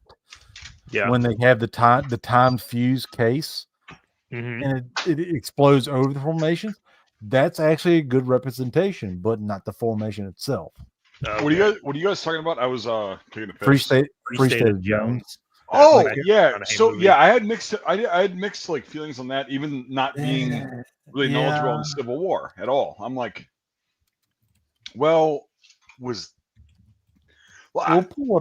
okay, let's just talk about that really quick, Trey. The beginning scene where he's like, they're sitting there in the trenches and shit, right? Whatever, and then that shit kind of happens. Would that have been accurate? Let me pull this video up real quick. And okay, all right. Because we were talking about the case. I don't know shot. shit about the Civil War, dude. Like I don't really either. know shit. But I love to learn about it. Like, yeah, when I me hear too. about it. Exactly. I'm in the same boat as Mike A. So. This might be the video you're talking about. All right, hold on. Well, we're gonna probably have to cut it out. Like, I don't know if we can play that on the stream. Or is this a different video, or is this from that movie? This is from the movie. It's Rotten Tomatoes. The stream's gonna get fucking nailed. Hold on. It should be all right. I don't see anything too. They're running and shit. No. It's not about that. It's about copyright. About the copyright infringement. What's Rotten Tomatoes? Is that? It doesn't matter. Just the AI picks up on the audio and the video. Yeah. Just so.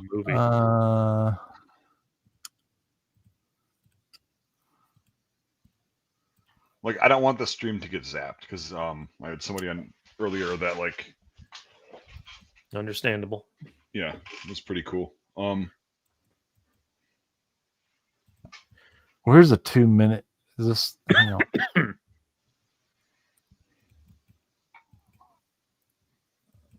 Let me send it to you real quick so you can double check. On Boomer Book. The thing, come on, man. The thing, corn popping. I know about cockroaches, and bad dude. Anyway, bad dude. I know about cockroaches, and I got hairy legs, and anyway, that's not what I meant. It said Eric. What the fuck? Yeah, hold on. I don't know what's going on with that. Hey, let's just talk about the. Okay, so whatever. I can always. What they'll do is we're just gonna go forward because all they're gonna do is be like, oh, you need to cut this part out. So we're just gonna fucking do it. All right. Well, hold on. Is this what you were talking about? Correct? Yes. All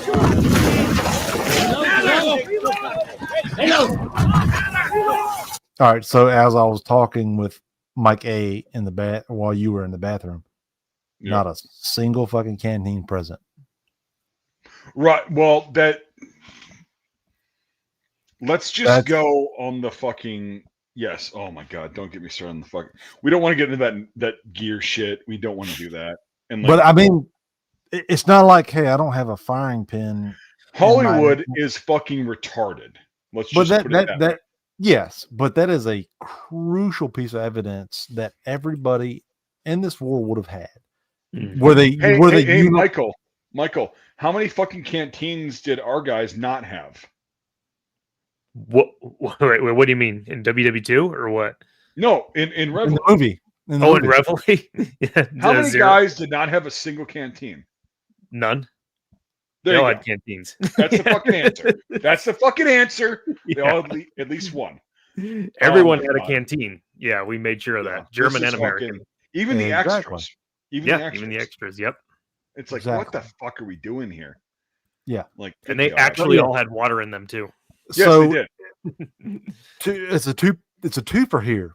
Everybody is supposed to be issued one, and somehow if you weren't issued one, you're going to fucking get one somehow. Like there's not a water buffalo around the corner. Like you're going to have to carry your own sustenance somehow. Yeah. So either yours busted, which happened quite a lot, because they were two pieces of metal that were soldered together. So Yes. it would bust. You'd have to go get another one, pick one up off the dead, or you just found one. It happens. You're going to carry a freaking canteen. So, but you yeah, need to carry water with you Yes. at all times. Yes. As any soldier, I don't care if you're a pogue or whatever, you need Yeah. to have water. There's no fire hydrant in town. No. Like you fill up at the nearest water You source. need to have and that's water. it. End of Yes. fucking story. End of Yes. fucking story. That's Exactly. it. It's like so yeah. it's in people from modern day, it's like this is a minute detail. No. To you it is, but for this average soldier that we're watching, that's a major detail. Mhm. Even if you are in a defensive position at a fort, installation, trench, you still have to have a canteen on you. That's one of the bare minimums. Well, it is like that's literally the bare minimum. Is like water on your fucking person. I haven't You have done to too have it. much. I haven't done too much reenacting myself, but when you and I, Mike, were at that event, like having that canteen with me the whole time was super important. And we weren't doing it. Yeah, we weren't even doing it for real. Dude, you have to have water. Like without water, the whole like trope of like, oh, Napoleon said an army marches on its belly. It's like, and sure, part whatever. of the thing that the belly does is digest water that you need to constantly drink. Right. I mean, we're not talking like 3 meals a day. No. Also, you need water to digest those fucking meals. Yeah. Because they're so protein rich, if you're lucky. Yep. Yeah. You need, dude, we drank, like I've said this before probably on stream, but like in Iraq, if we weren't like really physically active and all that shit, we would still be drinking about 2.5 gallons a day of water. Mm-hmm. I'm not shitting you, right?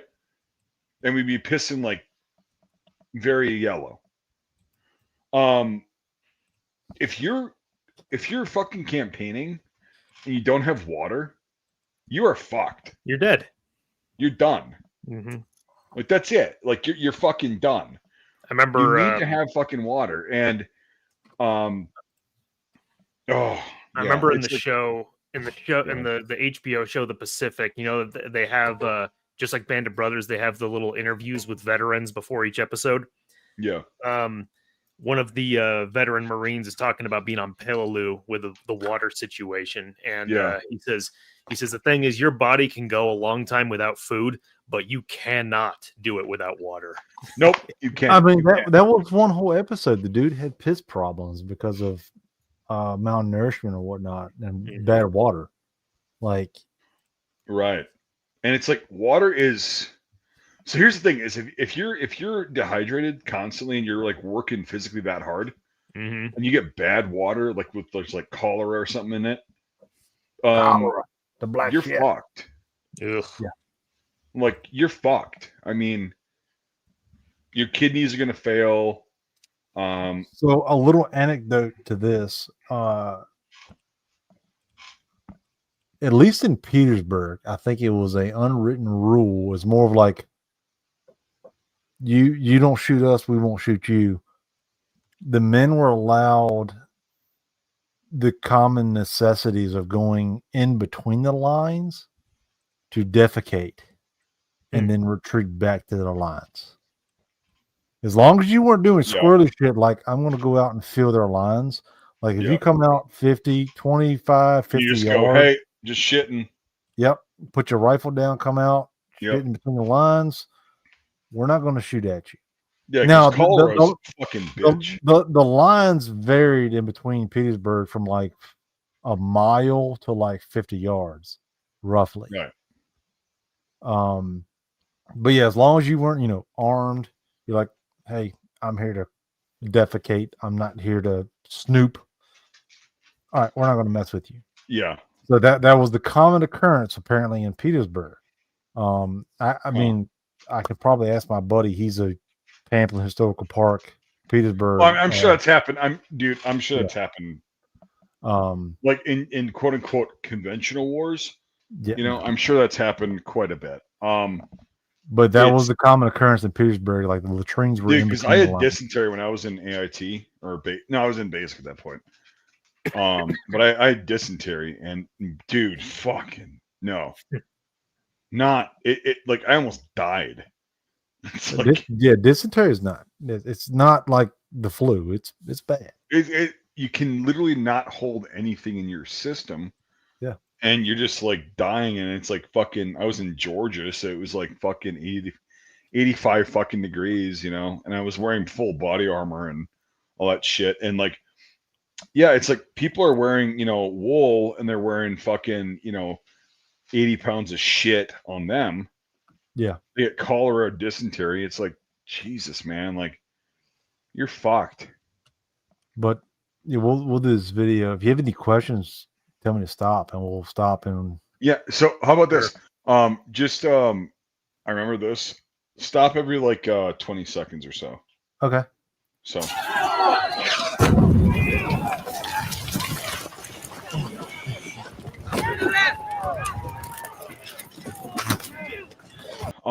That dude looks like a fucking dude who's been through some shit. Yeah. And like Matthew McConaughey is a fucking fantastic actor. I don't give a shit what anybody says. Yeah. He's a fucking fantastic actor. He is. I love McConaughey. Yep. So it looks like a guy that's like been through the shit a little bit, and he's like this like literal child, which basically is like what I was, 18 years old. Yeah. He's probably maybe 17, 16, but still the same, like you're a teenager, you're a kid. Mhm. And well, in the modern day, you'd be a teenager. That boy's probably 14. Right, but he's still, maybe younger. It's not good.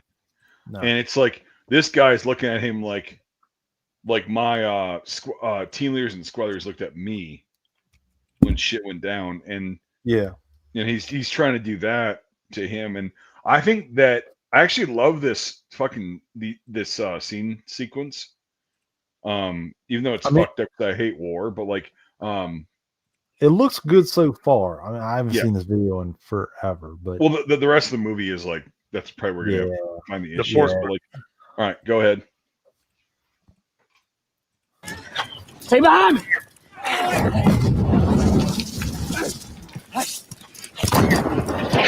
So I don't understand why they're running. To me, what I'm looking at, it looks like they're running towards the enemy, because this here is what they call, it's French. It's chauffeur de frise. Yeah. I think they're running past their own envelopments. So this would only be in between the lines. This is in France, it was an anti-cavalry device.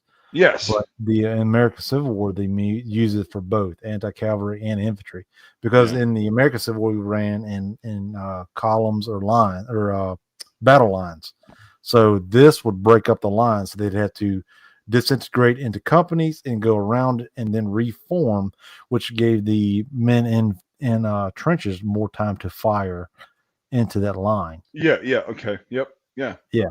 So it's a very common tactic used. So these would not be behind the lines. This would be in between the two enemy forces. So they're running. Okay, so you're saying they're running in between the lines. Yes, that's what it looks like in this photo here.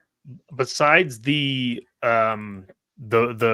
blocking in the scene right here of these guys running, how would you rate the fortifications overall? The fortifications prior looked pretty good. I don't know where. I'm assuming Free State of Jones was it Alabama or Mississippi? It looked correctly. Yeah, so it looked pretty decent. Well, this is supposed to be Fredericksburg, if I remember correctly. No, Fredericksburg didn't have. Fredericksburg didn't Mike, have. can you look at can you look this up? The Free State of Jones, like what battle was supposed to be portrayed in the? I think it was Murfreesboro or something like that. I think it was Mississippi. Yeah, it's Mississippi. Fredericksburg's in Virginia. It's my state. Yeah, I fucked that up. I said I'm not a Civil War guy. I don't know. So I fucked that up. Ellisville, Mississippi. Mm-hmm. Mississippi. Okay. So yeah, I'm not very too familiar with what the entrenchments looked at there. I mean, they did go hardcore. Like they dug tunnels, and I'll find a picture where they like rolled the basket weaves and made like head coverings for the trenches as they dug up towards fortifications. Right. But so this is Mississippi. Yeah. I mean, the Chauffeur de Free year is it, Mike? 64, 63. See. Jamie, pull it up. Working on something here. That's all right. Let's see here. 1862. 62. Mm-hmm. Shit. Well, for that's another common misconception with the Civil War. Like everyone was like, "Oh, they're just marching in open fields towards each other." The first battle of Isle of Wight, they had trenches, I believe. So, I mean, people associate really quick, Trey. People associate trenches with World War One, and I'm like, no, fuck. We brought that up. It was either this podcast or I don't think we did videos for what do you call it? The movie reviews we did. Scuttlebutt. We did bring that up, but like it's like, dude, trenches are a fucking tale as old as time. So yeah, Petersburg campaign basically, like if you pulled up without soldiers in them, Petersburg versus World War One, you really couldn't tell the difference. Maybe besides the barbed wire, that's about it. Like the trenches looked almost identical. Right. You know, that's the thing is like it's trenches are like, oh, we're getting fucked up. Let's dig in. Mm-hmm. Can anybody else see the video? Because Andrew is saying he cannot. I can see the video. Yeah, I can see it just fine. All right. Hang on, let me pull it up real quick. Well, is it okay? So hold on. Anybody else in the chat cannot see the video? I'll pull it up. Besides Andrew. I'll pull the live stream up on another one. Yeah, I can't see it either. Shit. Oh, fuck. I'll do it on Brave.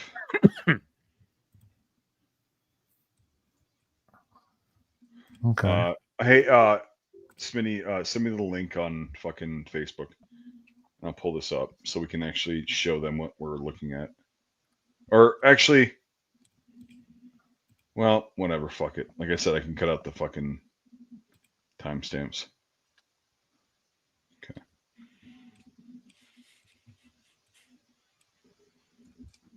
You don't know what's doing it. Maybe no, I know what it's fucking doing. But like Jesus Christ, hold on. So I need to do this, present your screen. All right. There you go. All right. Can you can yours? Yeah. There we go. All right. So we'll go through it again.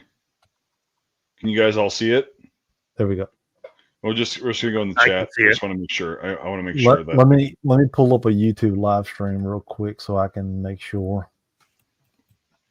Yeah, Roger. Yep, it's pulled up on the Okay. live stream. All right, and you can see it. Yep. I just want to make sure a couple of the people who are in the live chat can see it as well. I'm watching the live stream here, so we can I can see. Well, the, no, like the live chat rather. My Okay, bad. okay. I spoke. Awesome. All right, so Andrew Schultz can see it. You guys can all see it now.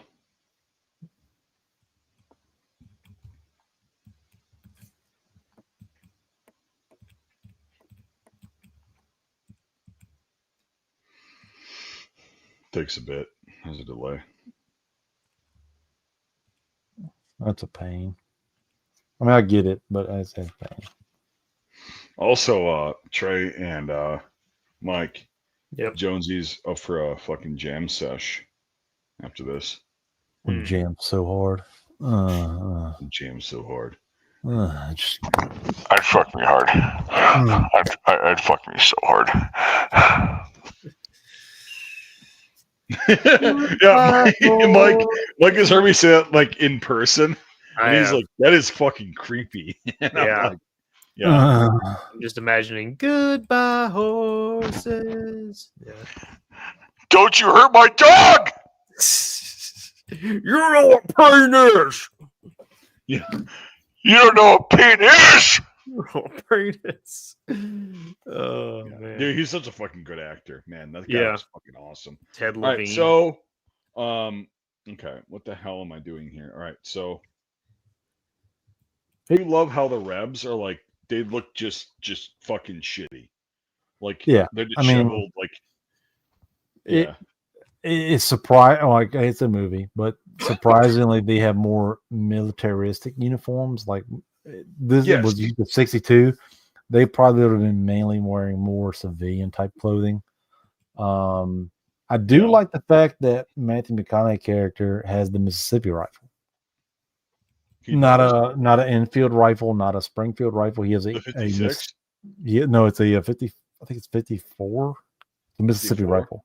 It's a shorter version. Again, I don't know shit about the Civil War, so It was a more of a militia rifle. It was a shorter. It was a shorter rifle, but back then they didn't call it the Mississippi rifle. But it like it's kind of like the guy on the right here is that he's probably looks 14. Yeah, that looks to be You're right, and he looks like he's carrying an Enfield rifle, but Matthew McConaughey's character is carrying a Kind of where we paused, like yeah. All right. So they get to a tertiary trench, right? Yeah. And but like so McConaughey's hat, the kepi, It doesn't look great. it doesn't look great. No. For 62. Yep. They usually they were flat brimmed. His is kind of like sagging and curved. Yeah. That early in the war, I'm not sure. This is more of an Avery question. I don't know if they would have had the bugle on it.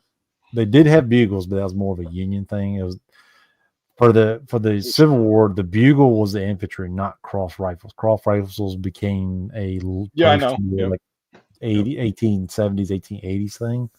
Infantry was bugle. I don't know of many Confederate units that had bugles on their kepi for infantry.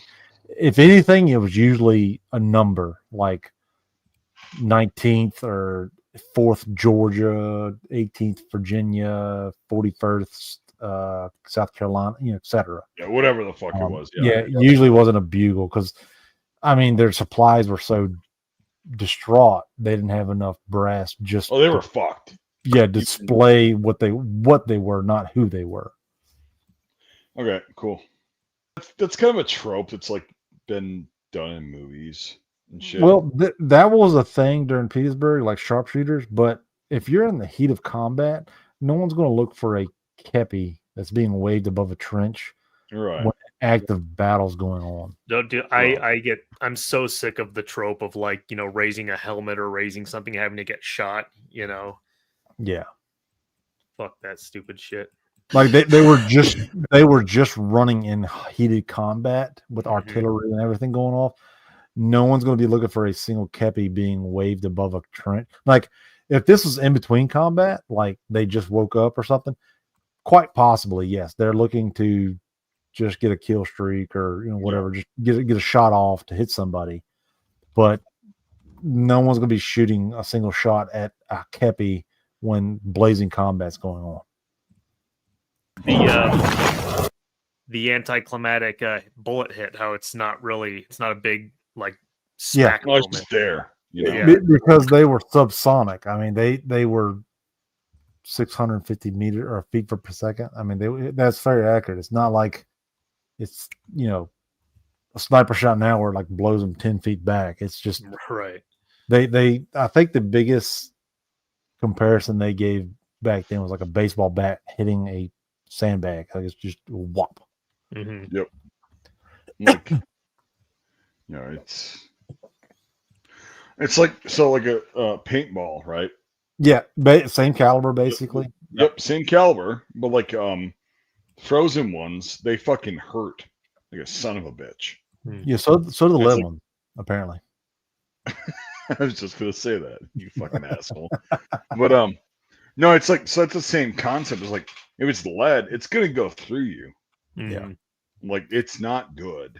So that was the generic reason for a lot of amputations, because one, it's subsonic, two, it's soft lead. So if it hits any type of bone, it doesn't, like a 5.56 goes through you basically. It zips through real fast. Yeah. 5.56 versus 5.77, when it hits you so slow, it's like being in a car wreck. Like your bone is shattered. It's fucked. Yeah. You can't mend 15 pieces of bone back together. Like you just like, it'll fester and wound. We have to cut it off. Plus medical expertise back then was compared to what it is subpar. Mm-hmm. Like some of these guys, like, yeah, I teach, I doctrine typhoid, et cetera, like not really a horrible contusion or gunshot wound, etc. Right. So my only anecdote is cut it off, get rid of it so it doesn't get infected.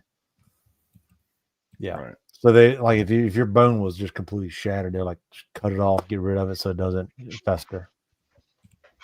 Yep. And get a cough. Yeah, it's lingering from when I was sick. But oh god, you was sick. Oh god, I was sick. We're all gonna die. We're all gonna die. But from my understanding, I think the biggest death from the war was sickness. Well, that's every war. Like, so if you look at the U.S. in World War One, right? So we sustained 120,000 casualties, right? About 55,000 of them were combat related. Yeah. So, I mean, you're not going to the local firehouse or whatever, and like, let's open up the tap and drink water. Right. Drink streams, creeks. I'm saying like 55,000 people is a shitload of casualties. That's a lot, right? Typhoid, smallpox. Because I want to say in World War One, really quick. In World War One, it's like 55,000 people dying on the battlefield. That's a fucking lot for how short of a time period we were there, right? Mm. Yeah. However, the 120,000 number, it was Spanish flu. Yep. VDs. Mm-hmm. So it's like, okay. I mean, that's how it goes, and the clicking, that was probably something they added. I wish I could show you, but live YouTube.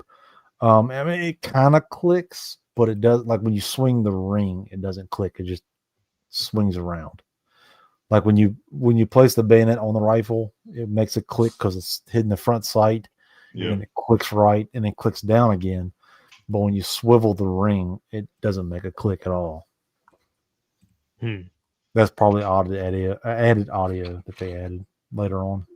Yeah, I mean, unfortunately, editors and people like that are usually not perfectionists when it comes to that thing. They're also trying to just convey what the audience needs to know, and sometimes the audience just needs those cues. None of those numbers for World War I and World War II account for self-offing. Oh man. So just throw it there. But like holy shit. I'm gonna go do a jam sesh on my fucking Discord. Shit. Trey, you want on? That's all Mike, you have to want say.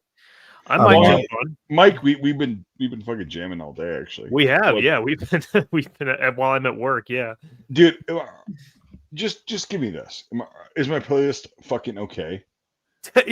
Dude, it's what I would listen to. So Tell yeah, them it's fine. Okay. All right. Tell them no, regardless. I mean, yeah, Trey. Where I work, I mean, the ladies out there either have fucking hip hop or country playing, and it makes me want to blow my brains out. Oh God. So. I'm the only person who works there, by the way, other than my boss, who has their own separate office. So I can close the door, and just listen to your playlist. Instead. Yeah, so like we just usually like hey, you want to jam? Yep. Yeah, why I just not? sew shit. Sew helmet covers and what other fuck else, and we just jam. Yeah. So all right, I think this stream's been holy shit, 3.5 hours almost. Damn, I came in late. But all right, thanks everyone who listened. What's the keyword, Mike? Keyword? Oh man, shit. No canteen. Canteen. Canteen. That's the fucking keyword if you're listening to this in its entirety, ex post facto. Mm-hmm. All right. So, thanks everybody for listening. You guys fucking rock. Yep. And hopefully we can make your life a little bit better today. So, all right. Later. See ya. Bye.